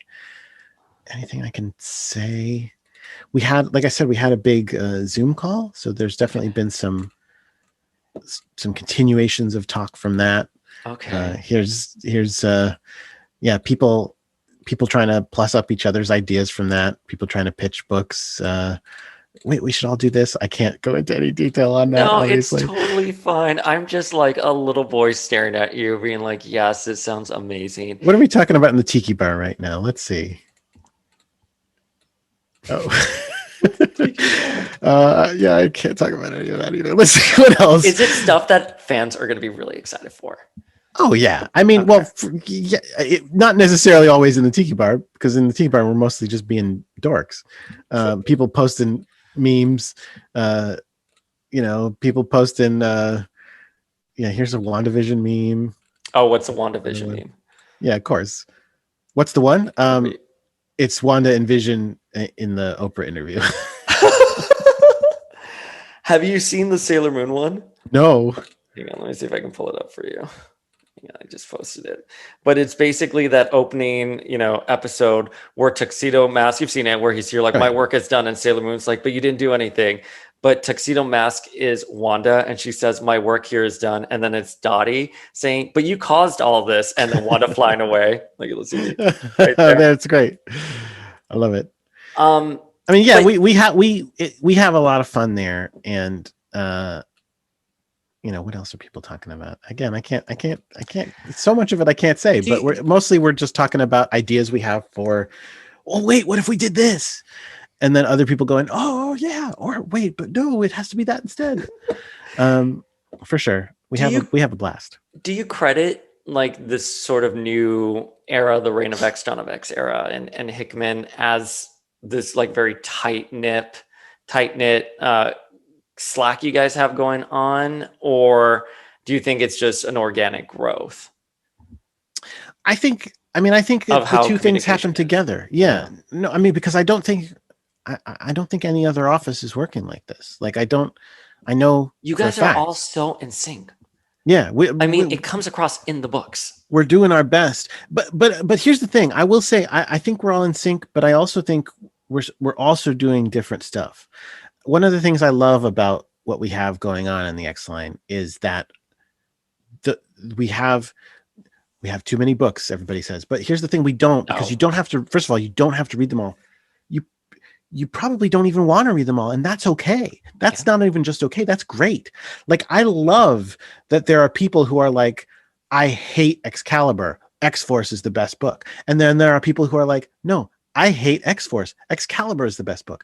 We're not making the same book so that you can buy the same book 12 times. We're making different books like the ones you like. There should be an X-Men book for everybody. That's ideal situation. Even to the extent that if you don't like what we're doing at all, guess what? We're putting out X-Men Legends. Maybe you'll like that instead. If you like the old stuff, check that out. I love X-Men Legends so much. Well, good. I am so happy that that book exists. What do you love about it? What are you most excited about? Well, I love Extreme. So you're already kicking it off with like a story I absolutely love. But I also think one of the things as an X reader growing up, there are some plot holes, or some plots that never got resolved. And I'm curious to see where you guys are going to go with that. And I feel like X-Men Legends 1, which is obviously the only one I've read, had such a very distinct style to it, but it felt very modern as well. Like I felt like I was reading a book that would have been published in the 90s, but at the same time, it's not a 90s book. I mean, I like working with Fabian, and again, Yeah. I should clarify, I'm not the editor of that book. I oversee it, but Mark Who's the Basso editor heads it. for that one? Mark Basso. But when we were talking about that book, and we said, well, one of the people we'll reach out to is Fabian, and Fabian came back with, yes, I want to do it, but what I want to do is I want to do my Adam X story that they never let me do. Yeah. And I was just like, he's been talking to me about this story for ages. I mean, he's been talking to everybody about the story for ages, but I've heard him talk about this a million times. Let's do this. Let's do this thing. Yeah. I'm very excited we finally were able to give him that opportunity. How Did you ever hear the song I wrote about Adam X? I feel like maybe I did. I'm trying to think. The only song I have stuck in my head now is your "Carry On" from Sailor Moon and the intro to Sailor Business. So when I first, and this is a story that is. Are you Googling it right now? I'm Googling. I'm Googling it only so I can, because I want to look at my lyrics. When I started on the X books, I went. It was back before my son was born, so I was playing the ukulele a lot more. Unfortunately, I don't do it nearly as much as I used to. But but I was like, well, you know what? Let me do some songs. So I went to Twitter and I said, if you guys tell me who you want me to write a song about, and I'll write a song about them. Name whatever X-Men you want. And here's me thinking they're gonna make me write about Cyclops, even though I've said like I don't love Cyclops, because I didn't at the time, although I like him a lot more now. They're going to make me write about some character I don't want to write. They made me write about Maggot. Of course, immediately they went straight to Maggot. I'm not disparaging Maggot. Trolls. Maggot's actually great. Right. Maggot is actually great, but I like Maggot. This is not what I was looking for.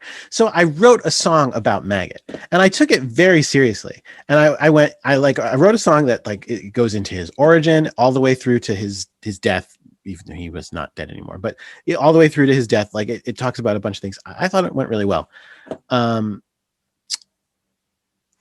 So then I went, okay, guys, we're going to do this again. I asked you who you wanted me to write a song about. You gave me Maggot. Please don't do this to me again. Just give me a character. Just give me a character that's good. And then they go with Adam X. The greatest character ever. Well, here's the thing.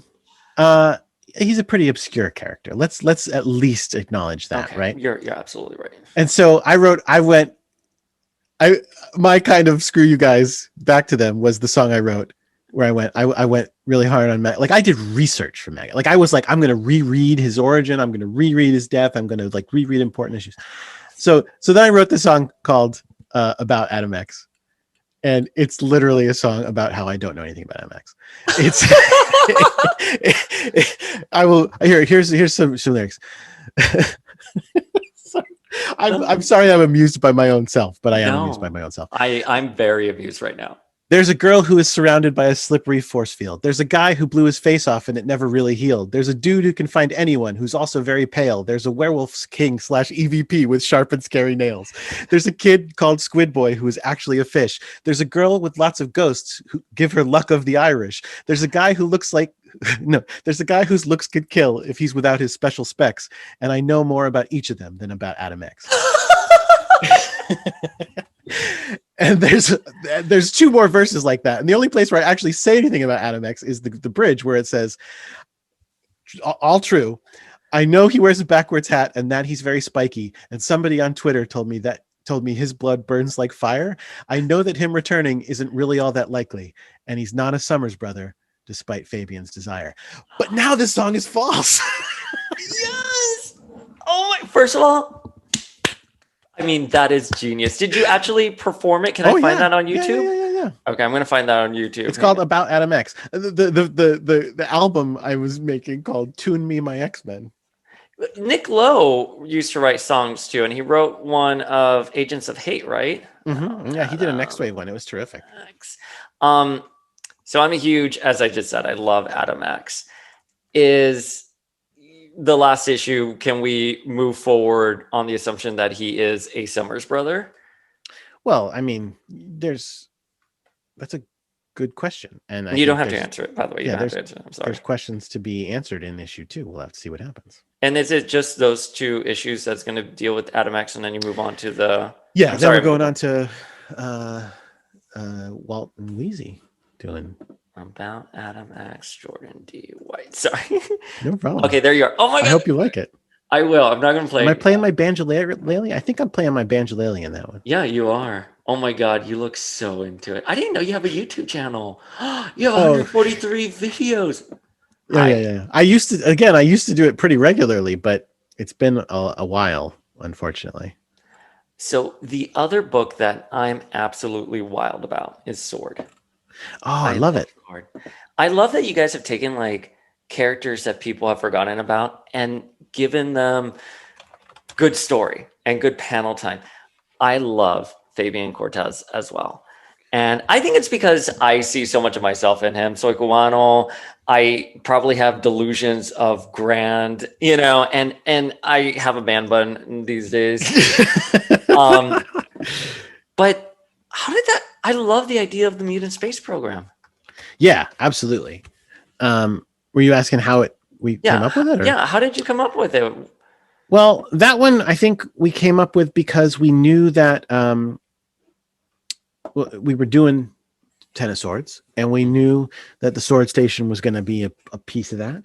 Mm-hmm. And so that we kind of went, well, we should probably do a sword book, right? Like, I mean, if we're going to bring back the Sword Station, let's do it. Let's do it straight into it. And we went to Al because we love Al.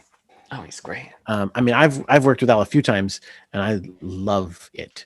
The Rocket book that we did together, where Rocket is a space criminal. He's basically like Parker from the Parker novels in space. It's amazing. And also he did You Are Deadpool, which if you haven't read You Are Deadpool, it's also amazing. It is a choose your own adventure game. Yes. Was it 5 issues? In a 5-issue Deadpool mini, where it's Deadpool jumping around in time. Like one issue the first issue is in the present, the second issue is in the 60s, third is in the 70s, and the fourth is in the 80s, and then the last issue is weird. And like it's choose your own adventure, but it's not just choose your own adventure. It's choose your own adventure and like roll dice to have fights and try to win things and like pick up objects and put them in your inventory, and ridiculous. It's insane. And Al thought out every bit of it so well, and it worked so well, in my opinion. So Anyway, you guys pitched him. we love him. Yeah. And we just went to him and said, Yeah. would you be interested in doing Sword? Mm-hmm. And he was like, yeah. And he came back to us with an amazing array of ideas that we were like, absolutely, let's do this. Like, so we didn't pitch him the story at all. Just what would you do with Sword? Here's what we're going to do with Sword. What would you do from there? And he came to us with all the ideas, and it's awesome. It's such a great book. I mean, it's from the art, from the dialogue to the characters, to Magneto being salty and being like, "Oh yes, the Pretender." It's just so it just made me really happy, and I think I read it just at the right time at the end of 2020, because 2020 was such a, for the rest of the world as well, it was such an awful year. And it just made me happy. Like, I was back home in Miami. I was on the beach. I was like, oh, let me check this out. I didn't plan on reading it, by the way, because Sword wouldn't have traditionally, what I was thinking, like Sword probably wouldn't have been a book that I would be wild about. And I was just like, this is the best surprise I have ever had. That's one of the risky things that we have sometimes done, is that, like, when we do stuff where we take a concept and turn it a little different, you run that risk that people are like, well, I already know what that is and I don't like it. Or if they like it, they'll buy it. So that's fine. But you know what I mean? Like, I already understand that thing. So then they don't, like, for example, another example being Cable. I love Kid Cable.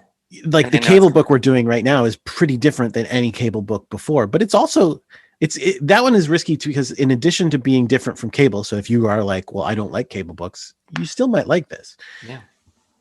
Also, it's not what you might expect from a Kid Cable book. Yeah. If you're like, well, I've read all the books that have Kid Cable in them before, and I know what that's like. Well, we're doing him a little bit different too. It's a risky thing to do, because you're counting on people giving you that chance to prove them wrong, and that doesn't always happen. And I think, and I say that as though Sword was a bad book before. It wasn't a bad book before. We're just doing it a little different than they did it before.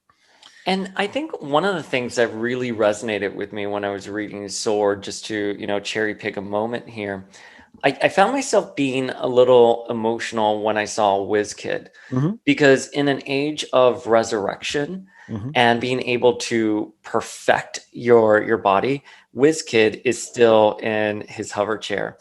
And I think that lent itself, whether it was deliberate or not, sent the message that WizKid is very happy with who he is.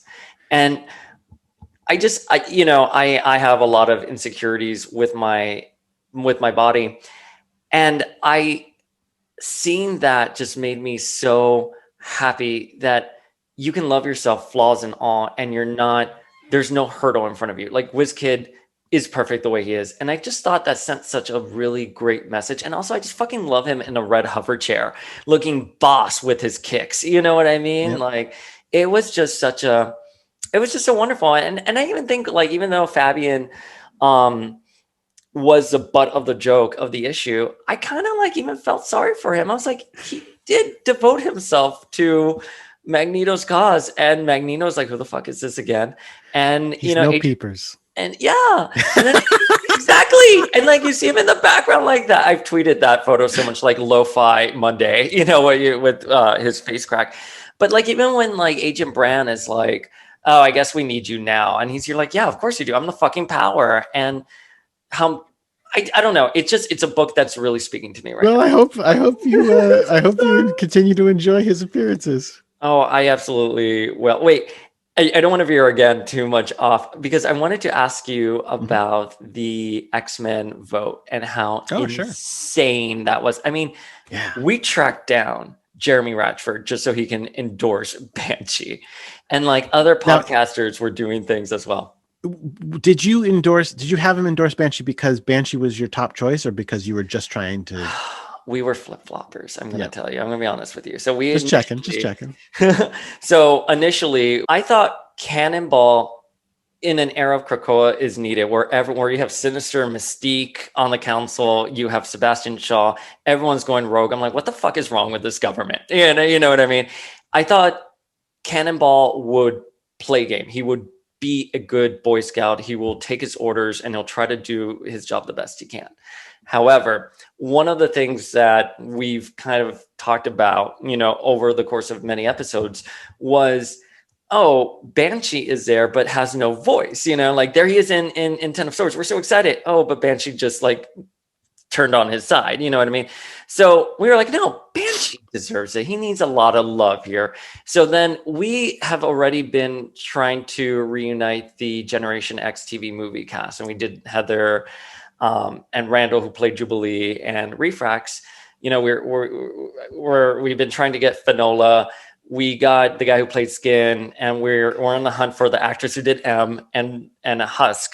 So we already had Jeremy coming in, but we were like, we're so fucking excited for Banshee. Like, what is this Banshee fever? So, like good politicians, we flipped. That's great. And we went there with Banshee. No, that's super cool. What? Yeah. So wait. So what was the question? So okay, I'm going to ask you two questions. I don't want spoilers. I don't. This is good because I can't give them. But so obviously, you know who won, right? Yeah. And do you get that like result like immediately, or does it take like a second? Like, does it have to be vetted through whoever's counting the votes? Like, did someone like Slack you and they're like, hey, XX won? Yeah. I mean, we found out. I mean, not literally like the minute. Well, it was the middle of the night. So yeah, we weren't. Oh, that's right. We didn't get the results at midnight when the polls closed, but we, I think the next morning they did some tabulations and they let us know what the official standing was. Yeah. And how did everyone react to the winner? Well, we went into it. Oh gosh, I have to be so careful of how I say things. There's so little that has been revealed. We went into it with a list of 10 characters who, despite how varied they are, were 10 characters that we would all be happy to win. Okay. Like, absolutely. We didn't put anybody on the list that we would be unhappy, that we would be like, damn it. Like there are people who would be like, damn it, depending on them, but nobody involved in making the book. We were like, no, these are all characters we can do stuff with. Very different stuff, depending on who it is, but we're good no matter what. Okay. So we were happy. There were, there are challenges associated with every character on that list. So we kind of found out who it was, went, all right, so these are the things we need to do to make this work. And we moved ahead. Okay. So how did the X-Men vote come about? Because you guys unified so many X stands. And people were having so much fun. And like I was saying, we were campaigning, other podcasters were campaigning, fans were campaigning, Insta stories everywhere. Was that an editorial idea or a marketing idea? Well, it depends what you consider editorial. It was Jonathan's idea. Oh, really? Yeah. I guess I can say this part, which is that the very, very first idea was, what if we just let them pick the entire team? But we changed our minds from that relatively quickly. Not entirely because we knew it would be a team of like Maggot and Adam X, but hey, I'd be happy. But also because there were things we needed to work on even before. I mean, we're obviously the fact. I hope that the fact that we're doing this so early goes to lend credence to the fact that it was real. Like, we're really needed to do it early so that we could get the books prepared and make, get things written and drawn, etc. But there was other larger planning things that we wouldn't have been able to do as early as we did if we didn't have any idea who was on the team. So when we hit on the idea that, all right, we'll pick the majority of the team and we'll let the fans pick the last slot. It seemed like still a really great way to get people involved, an actual legitimate way to get people involved. Yeah. Like it's not, because it's not fake. If I was gonna, I just came so close. I was about to say, if you guys had picked blah, we would have used blah. But if I can't say that because you don't know that it's not blah yet. Good catch. You've been doing this for a while, haven't you? It's been doing this like 13 years. But it's hard because, again, like I was just in a very long meeting today where we're talking about these things very casually. So it's very casually. I have to catch my tongue. Yes, whoever had one we would have gone with, and we did. Okay. So that's a ridiculous thing to say. And No, we're that's awesome. excited about it. And we're excited about it. And I'm just letting you know, we all had such fun doing this. So we would love to see more stuff like that. That was one of the things when we were talking about it ahead of time that I was most excited about, was the idea that people would endorse characters, that it would, because we knew that there would be obviously we knew fans would like campaign on some level, but the idea of like really doing like official, like, no, like we're endorsing this character, like the way that, you know, newspapers do with candidates and stuff. And obviously this was a year where there was a fraught election. Well, not this year, but last year. Yeah. Where there was a fraught election. So there were times when it was like, are we sure we want to do this? Can people have fun with the idea of voting anymore? Or is that destroyed? That's a very real conversation, but I think you saw that a lot of people needed to escape. And it was fun. And we ourselves even here mocked, you know, the candidates and being like fraud. And I forgot what I said. Oh yeah. The hit pieces, those were, the hit people pieces were doing were hilarious. I thought those were terrific as well. I was not expecting hit pieces, but as soon as they came out, it was like, this is great. So I'm in the home stretch of my interview questions, and I'm going to ask you some like hot topic, questions. Let's do it. What were your thoughts on WandaVision? I thought it was a blast. It was so great. Yeah, I had a great time. There's one thing I didn't like about it, but I don't want to dwell on it, because overall I had a great time. And the one thing I didn't like about it didn't ruin the show for me. It just was like, I wish they hadn't done that, but that's fine. So a lot of fans think that Wanda and Pietro have been retconned to not being mutants because of the film rights. Is there any truth to something like that, or is it just fans speculating obsessively? Is there any truth to it? Yeah, of course there's some truth to it. I mean, there's a lot of factors that went into that. You know, but that was a big, you know, those media concerns are a big part of the IP business. I mean, I hate talking about it as IP business, because all I want to do is tell good stories. But, you know, obviously those are considerations. So I'm sure I wasn't involved in that book in any capacity. So I don't have like the inside scoop on it, like directly, but yeah, I'm sure that was a part of it. I mean, they were appearing in 2 movies at the time, right? So yeah, absolutely. Or at least Pietro was. I mean, they're in their billion-dollar franchise. Yeah, Pietro was in Days of Future Past and Age of Ultron. I'm curious, though, have you seen like a huge influx of interest in Wanda, you know, now with the X-Men? Because I know Hickman has sort of been teasing something like with the Pretender and everything that we saw in Empire. Are we going to see a little bit more of Wanda? And I'm not asking it from a spoiler perspective. I'm genuinely curious because of the success of WandaVision and how the character's at the forefront. It seems that it would be odd that she wouldn't be in the X books. Does that make sense? Yes. All the stuff that Jonathan was setting up with that idea is still playing out. So there is going to be more to it than that. But I don't think it's happening because of WandaVision, in the sense that, you know, well, I mean, we knew WandaVision was happening when he started laying those things out, but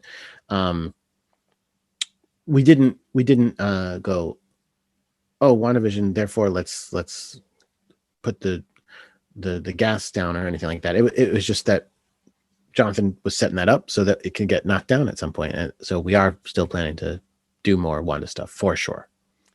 Are Wiccan and Speed mutants? I'm confused by that. So there's a lot of confusion about who is a mutant and who isn't, for various reasons. One of the things that because we're doing Krakoa, right? So where the idea is, generally speaking, 99% of mutants or whatever have in some way come over, whatever percentage. I'm just making that up off the top of my head. Yeah, no worries. So there was a lot of stuff of like going like, okay, well, wait, so is this character mutant? Is that character mutant? Is this character mutant?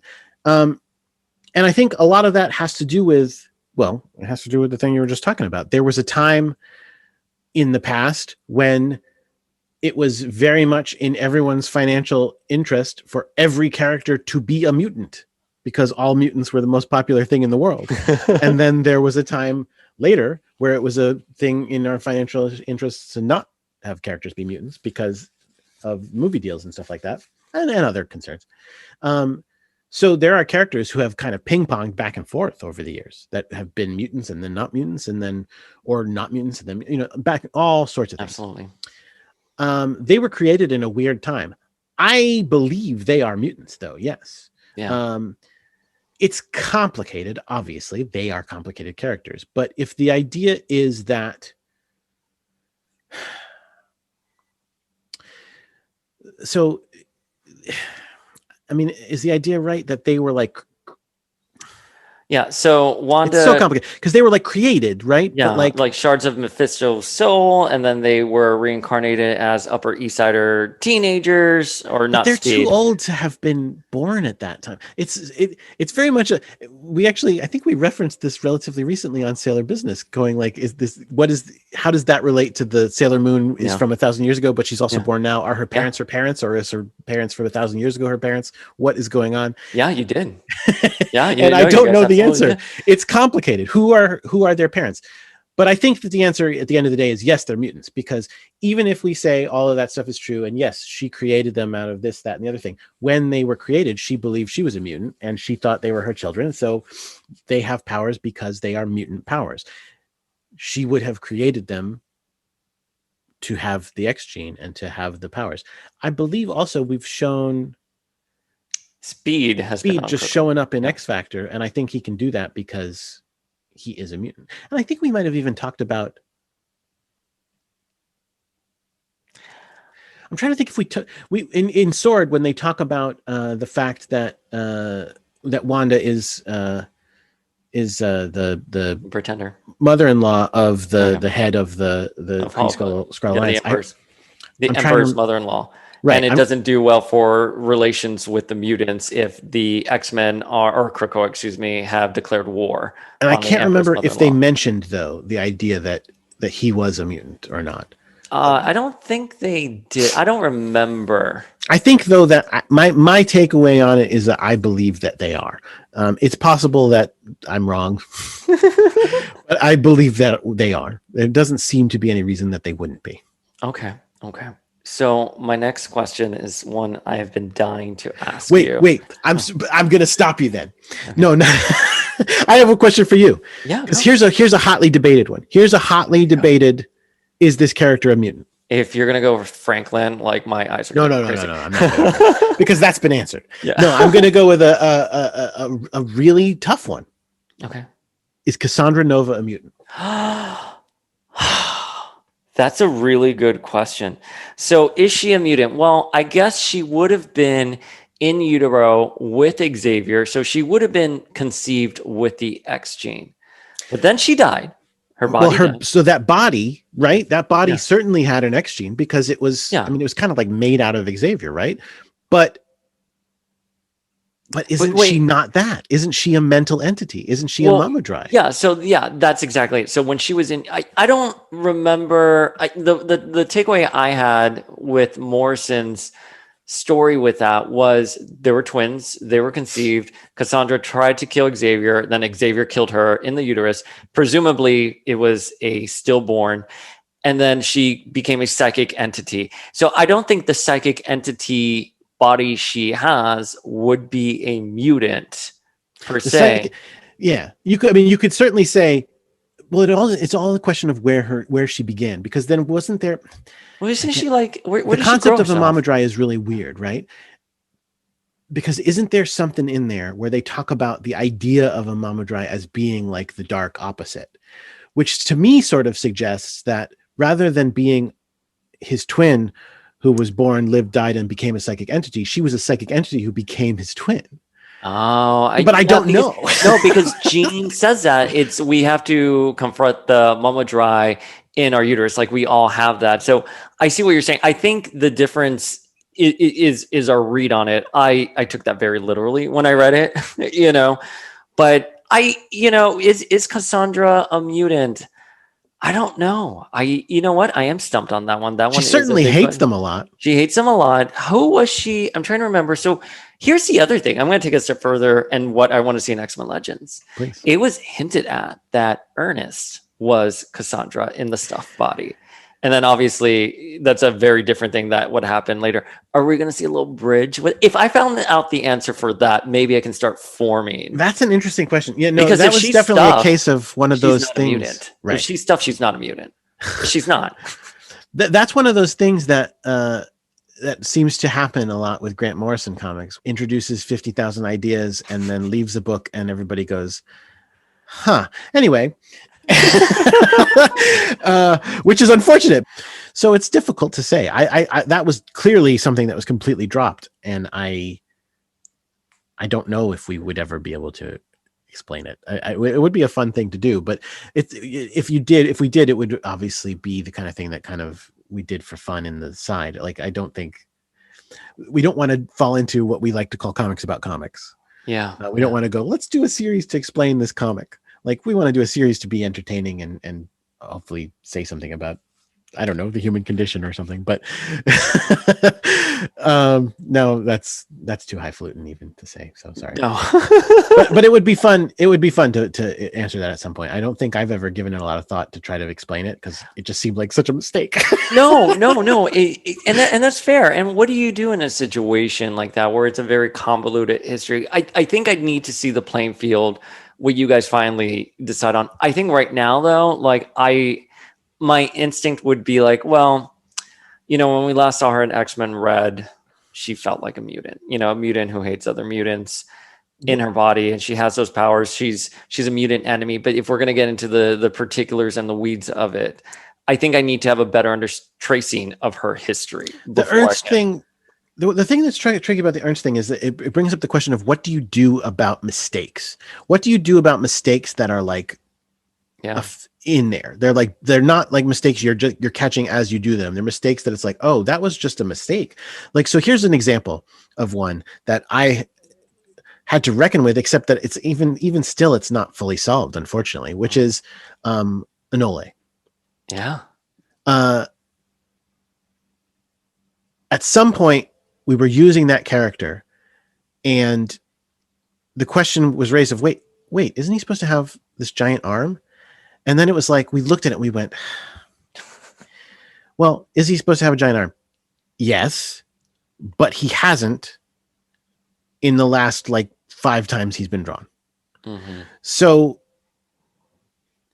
by like various art teams, under various editorial teams. And then also Chris Robinson at the time was like, also like, I think, didn't we do a story where his entire self got big? Like, so like, it was just like, so, okay. So now it is officially in the books wrong, but it's been in the books wrong multiple times, very blatantly. What do you do? Yeah. Do you go, well, I'm going to go with the thing that should have been done the entire time, which is right. Mm-hmm. Or do you go, well, no, I have to go with the wrong thing because the wrong thing has been established as right. And I guess at some point we maybe will explain it, but also we weren't doing books like about Anole. So it wasn't like they were books where it was going to be a deep dive into him and he can talk about what he's been through getting large arms and small arms. And it's like, it was like, it was mostly like he shows up again, you know what I mean? So we don't have time for him to go, well, here's what's up with me. Yeah. So then it's like, what do we do? And I think in that moment I went, at this point, I feel like it's been established, wrong has been established as right enough times that we should probably just roll with that and say whatever happened to him happened, and now he doesn't look that way anymore. But it's a tough call, and I don't know what was right. I think Morrison was one who said this, and they were pretty interesting when they said this. They were like, if you see a mistake in the book, you can get your whiteout and you can, cross it out and write in the dialogue you want. That way it's a collaboration with your writer and an editor and an artist. And so I'm very forgiving when I see those mistakes. Again, I think it's easy for a lot of readers to play Monday morning quarterback. I don't know if that's the analogy. I don't like sports, shocking. But I understand editorially, this is a shared universe of decades. Mistakes are going to happen. The one mistake actually I'm curious about, and I'm sorry, I wasn't going to bring it up because I forgot about it until this moment, but I do want to ask about it. Let's hear it. When in Marauders, where Shaw is on the floor and Emma comes up to him and she says, my sister Cordelia will return first before you ever get to come back to Krakoa. Cordelia, we haven't seen her die. It was Adrian, we know, her older sister Adrian, who died. Was that deliberate that Cordelia's death was mentioned? Was that like just like an editorial mishap? I'm not pointing fingers, and listeners do Honestly, not get angry. I would probably have to do research to find out if it sounds from that quick description like it was probably a mistake, but I'd have to talk to Jerry and go, what did you mean? Which one was it? Adrian? So yeah, Adrian was Did the you one that mean Emma Adrian? shot. Yeah, Adrian was the Probably. one she shot, and then Cordelia has been MIA since like Generation X. But you see here in that. But wait, what was Cordelia? Was Cordelia also terrible? Yeah, she was also terrible. I mean, okay, so then he might have just meant her, and meant to say then that they were both gotcha. dead, so that's why they're not around. But I do like that idea, though, that you, again, I understand these books are being published weekly. I like the idea that maybe if there's a mistake, maybe that's an opportunity to tell like a more rich story whenever you can get to it. You know what I mean? But okay, so now you wanted to ask me the really exciting question, and I distracted you. No, that's perfect. Thank you so much for distracting me. And your energy is infectious. Like my mouth hurts from smiling so much. But okay, so my question is about Jean Grey and how she was dead for 13 years.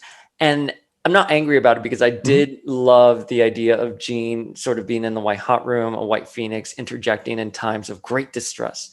But I am curious why Phoenix Resurrection was the appropriate time to bring her back and why she ended up staying dead for almost like 13 years. It just seems in a revolving door of death why Jean was the one who was kept in the ground.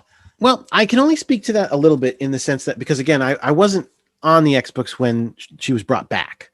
So when they finally made the call to do it, I can speak a little bit to why she was not brought back though, which was before that, which was that I think they just were going, it is such a revolving door of characters dying and then being back, and no one takes any deaths in comics seriously. There was a time when Jean's death was like the real death, one of the biggest real deaths that happened in comics. And the longer we keep her off the table, the more serious it is. And also, I think there was a couple of factors. I think that was a big one. I think the fact that I'm going to say this, it's going to sound like I'm being dismissive, but I'm not. Like the fact that you've got Emma kind of filling the role of being Scott's lover and like taking things in a different direction, I think made people go, well, bringing Jean back is going to change that up in a way that we don't necessarily want to. I think that was part of it. But here's the thing. I will say, I was always like, why don't we bring Jean back? During all that time, I was like, let's do it. And then people would go, yeah, but like death is so, we need to keep some deaths real. And we've got a zillion X characters. Like we can leave one important X character dead. And I was going, yes, but you're right. Everybody comes back to life too easily. But Jean's name is the Phoenix. If anybody's going to come back to life easily, it should be Jean. What are we even doing? So I wanted to bring her back way sooner than that. Thank you, Jordan D. White. Thank you for that. Thank you. I wanted to. We didn't.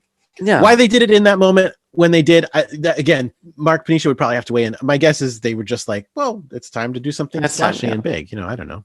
Yeah, no, it was, we were so happy to see her. I was just more curious from the business aspect of it. And I think, I used to be on a message board called like Shades of Grey. And I think Nick Lowe initially, when she had just died, wrote a letter to a fan there and said like, I know how much this character means to you. I promise you one day she will be back. And it was such a very thoughtful response. And I remember also thinking when I read that, I was like, damn, these poor X editors probably get like emails every single day. And like, well, now in the age of social media, like tweets and DMs and crazy Jean stands, which I am one of them, blowing up. But it's, you guys have such a good attitude about it. Like, again, like, the X office right now, like the vibe is so great. Wait, do you hate Emma? No, I don't hate Emma. I don't hate Emma. No. So you're not one of those crazy Jeans. No, not oh my God. No. I was just talking about this with another guest, which is when you look at Grant Morrison's story, I think Jean was ascending into godhood, right? And she was disassociating her human emotions, while Scott is shaking off Ensaba Noor, and he's starting to feel his emotions. So it makes sense that he would gravitate towards another highly emotional character at the Xavier Institute, which would be Emma, because I think it's very easy to dismiss Emma as like an asshole or a bitch, but Emma is actually a deep, caring individual. She's a teacher first, and I can see why Scott would gravitate towards her. And I love the final scene with Jean fully empowered as the White Phoenix, understanding why Scott and Emma need each other. And I love the Scott and Emma romance. I was sold on it. I think only them could have led mutants through that extinction arc, which I love the extinction arc. Emma is probably another character who I could have answered that question I answered with Magic about, in that I was very aggravated at her in a lot of that era, because I felt like she was pulling Cyclops towards the dark side in many ways. Like I was not into it, but I feel like working with Leah especially has opened X-Men my eyes to Black. her so much more. Yeah, that pitch my was so God. good to me. I loved it. Jordan, that scene where they're at Walmart, and Emma's like, I don't know what I'm doing here. You wanted me to meet you here. And Ro goes on her explanation. She goes, but Sugar, I thought it was funny. And I'm like, oh my God. But then even that being a story about grief for her and confronting Sean and what happened when Cyclops being dead at the time, it was such a great story. You guys. Yeah, I loved it. That was one of my first. I mean, that was I don't remember if that was the first thing I worked with Leah on or not. I think it was, but when she pitched that to me, I was so into it. I was just like, oh, this is great. And just over the course of the time we've worked together since then, she's talked to me a lot about Emma and what Emma is like to her and what she sees in her. And it's really changed my view on her and what she's about. Yeah, no, I agree. And speaking of Emma, if I can move into can you please tease us some aspects of the interview here? Sure. Hellfire Gala. Yeah, it's going to be amazing. Yeah. Oh yeah. There's a lot. I mean, so at the moment we're talking, we just announced like a day or two ago. Yeah. Planet Size X-Men, which is going to be a big part of it. And I think pretty much all it said about the gala though was 12 titles, 12 stories, all adding up to the biggest event of the. It might not even have said I think it said party, because when I say event of the season, I meant like party. I don't mean comic book event.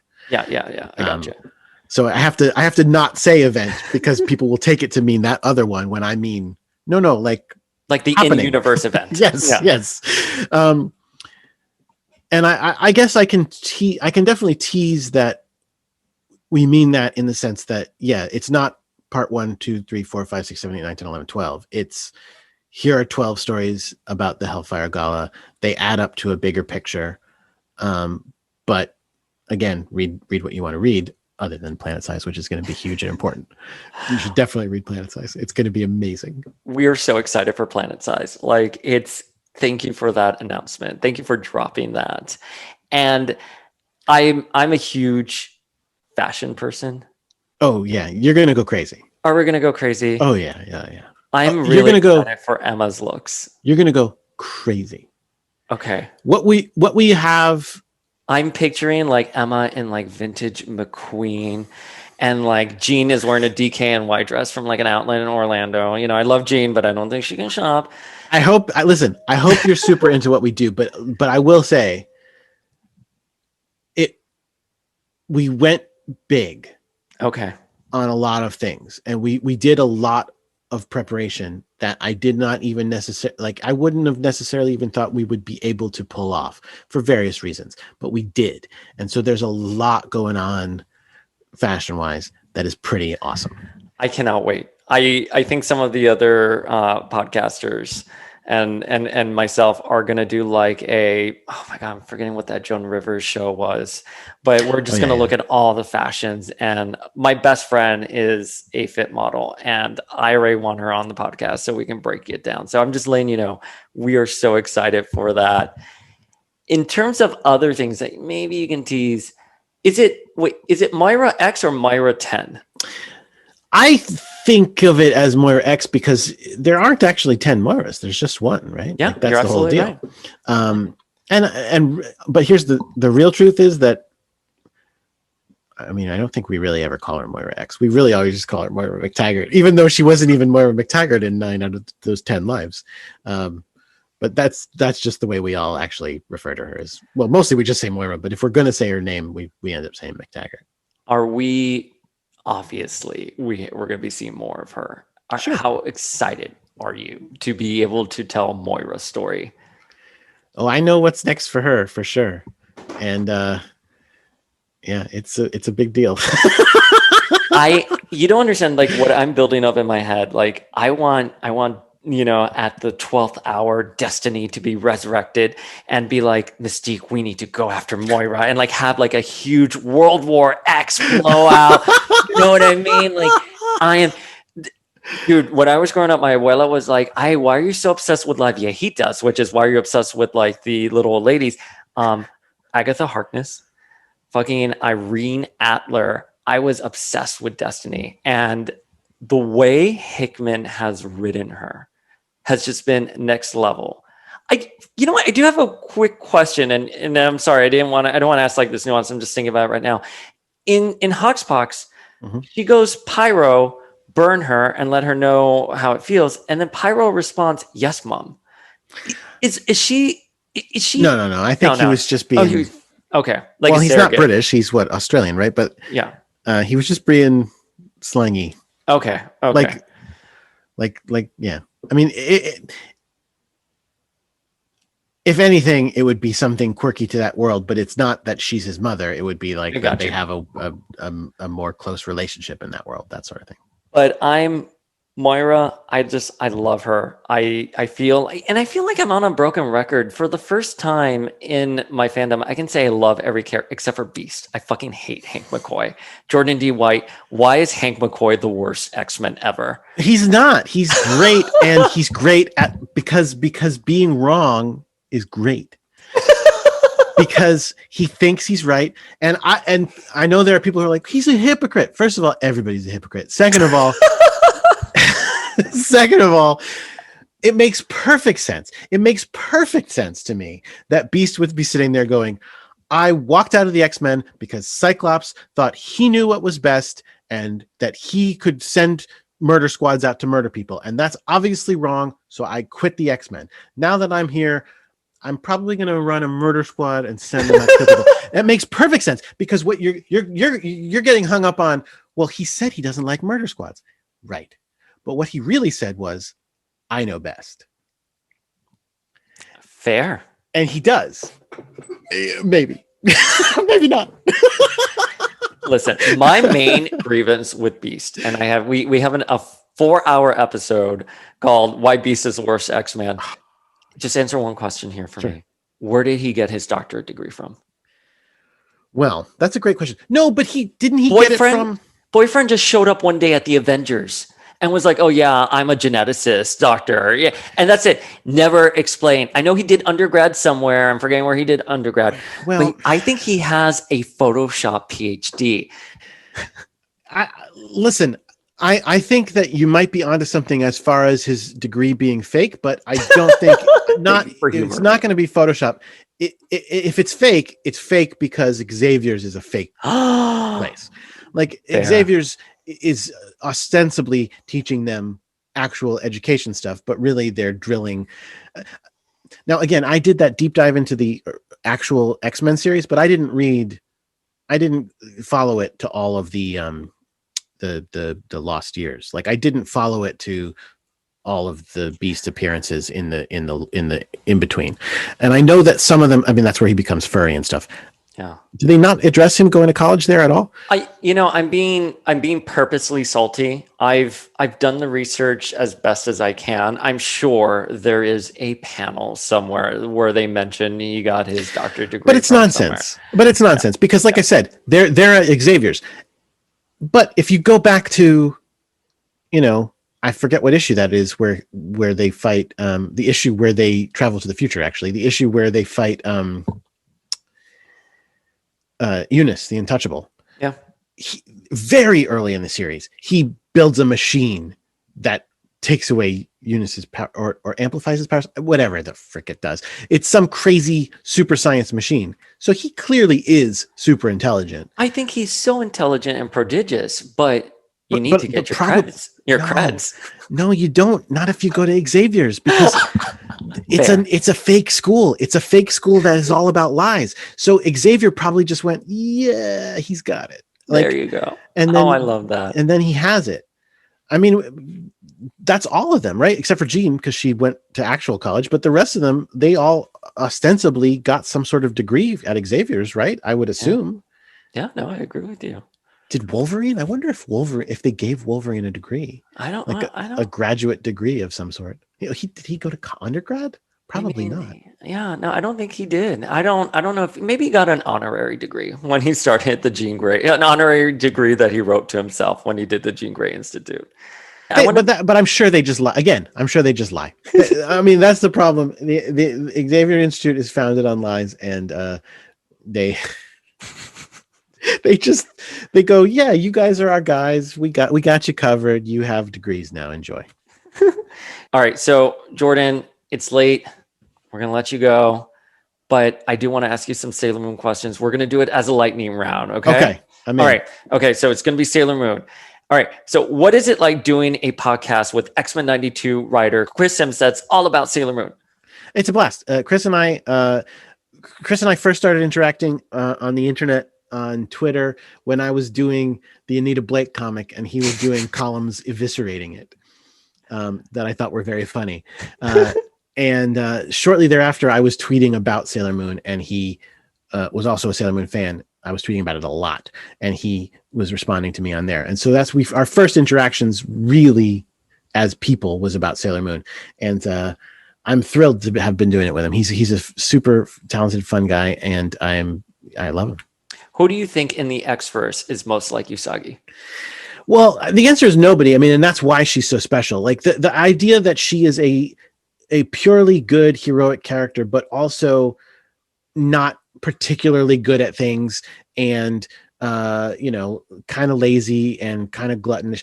So the closest you're going to get, the combination of the two is rare. So you can get X characters who are as good and as friendship based as Sailor Moon, and you can get characters who are screw ups, but usually you don't get them together. I guess the closest I would say is Jubilee, but she doesn't tip far enough into the pure good scale. Like, she's more on the screw up side than the pure good side. Yeah, that's why Usagi is such a kind of a revolutionary character to me, because that she is that. Who is the best Sailor Moon villain? When you say villain, do you mean like big villain or small villain? Let's say like the big villains. Although I'm curious who you think is a small. Oh, we were thinking like the everyday monsters like the monster of the week. I thought you were going to say like Chibiusa or Rini. No, the big villains. Or how about like the big bads of every? Sure. I mean, listen, Jedi. Oh, I love Jedi so I mean, much. It's ridiculous that he's the first villain, and I'm going, well, the first villain is the best, but the first villain is kind of the best. He's relatively simple, but he's also kind of a jerk, and I don't know, he's cheesy and he's great. Beyond him, Mehmet. Oh my God, Mehmet! Yes. Who is going like, yeah, I'm supposed to be seeking out where this secret magical thing is located inside of people, but I'm just gonna pick the celebrities that I want to meet and go see if they're the ones. And that's ridiculous and amazing. It's so ridiculous. Okay. Is Sailor Business going to continue now that you're at episode 198 out of 200? Can we expect Sailor Business Crystal? Pretty Guardian Sailor Business? We always fluctuate on it. Okay. I mean, well, first of all, there's the fact Please don't end. There's the undeniable fact that it has gotten harder and harder for us to schedule it, and so I won't lie and say the temptation to say we got through 200 and now we're done is not there. But I also love Sailor Moon, so of those two, it's much more likely to be Crystal, but we haven't committed to it. I want desperately to watch Pretty Guardian Sailor Moon and talk about it, but it is not available legally, and so I'm not super comfortable about doing a podcast where we're doing a show that we can't legally be seeing. Jordan, where can the folks at home find you? Not many places anymore. They can find me. I mean, again, if you want to go and watch my YouTube videos, you can. I'm up on YouTube. If you search for Jordan D. White, you'll find my channel.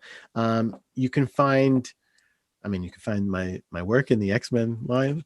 You can find Sailor Business on Twitter at Sailor Business, although even we don't tweet a ton there. You can also go to sailorbusiness.com to check that podcast out, or it's not available on all podcast feeds, but it's on most of them. Check it out there if you're a big Sailor Moon fan. And they're, like I said, they're long episodes. We meander, we go on tangents, but they're fun as heck. They're even had people tell me that they love listening to the podcast without ever watching Sailor Moon, which blows my mind, but apparently is true. So check those things out. Jordan, thank you so much for being so generous with your time and answering. Me too. I always have fun doing podcasts, and I stayed up way too late. I'm going to be dead in the morning. I'm sorry. It's not your fault. Enjoy. Thank you. I mean, again, we're all so happy with the books, and what you guys are doing is really special, and you have our attention. So thank you. I know it's hard, but you guys are killing it. It's my pleasure. It really is my pleasure. I love doing it. I really do.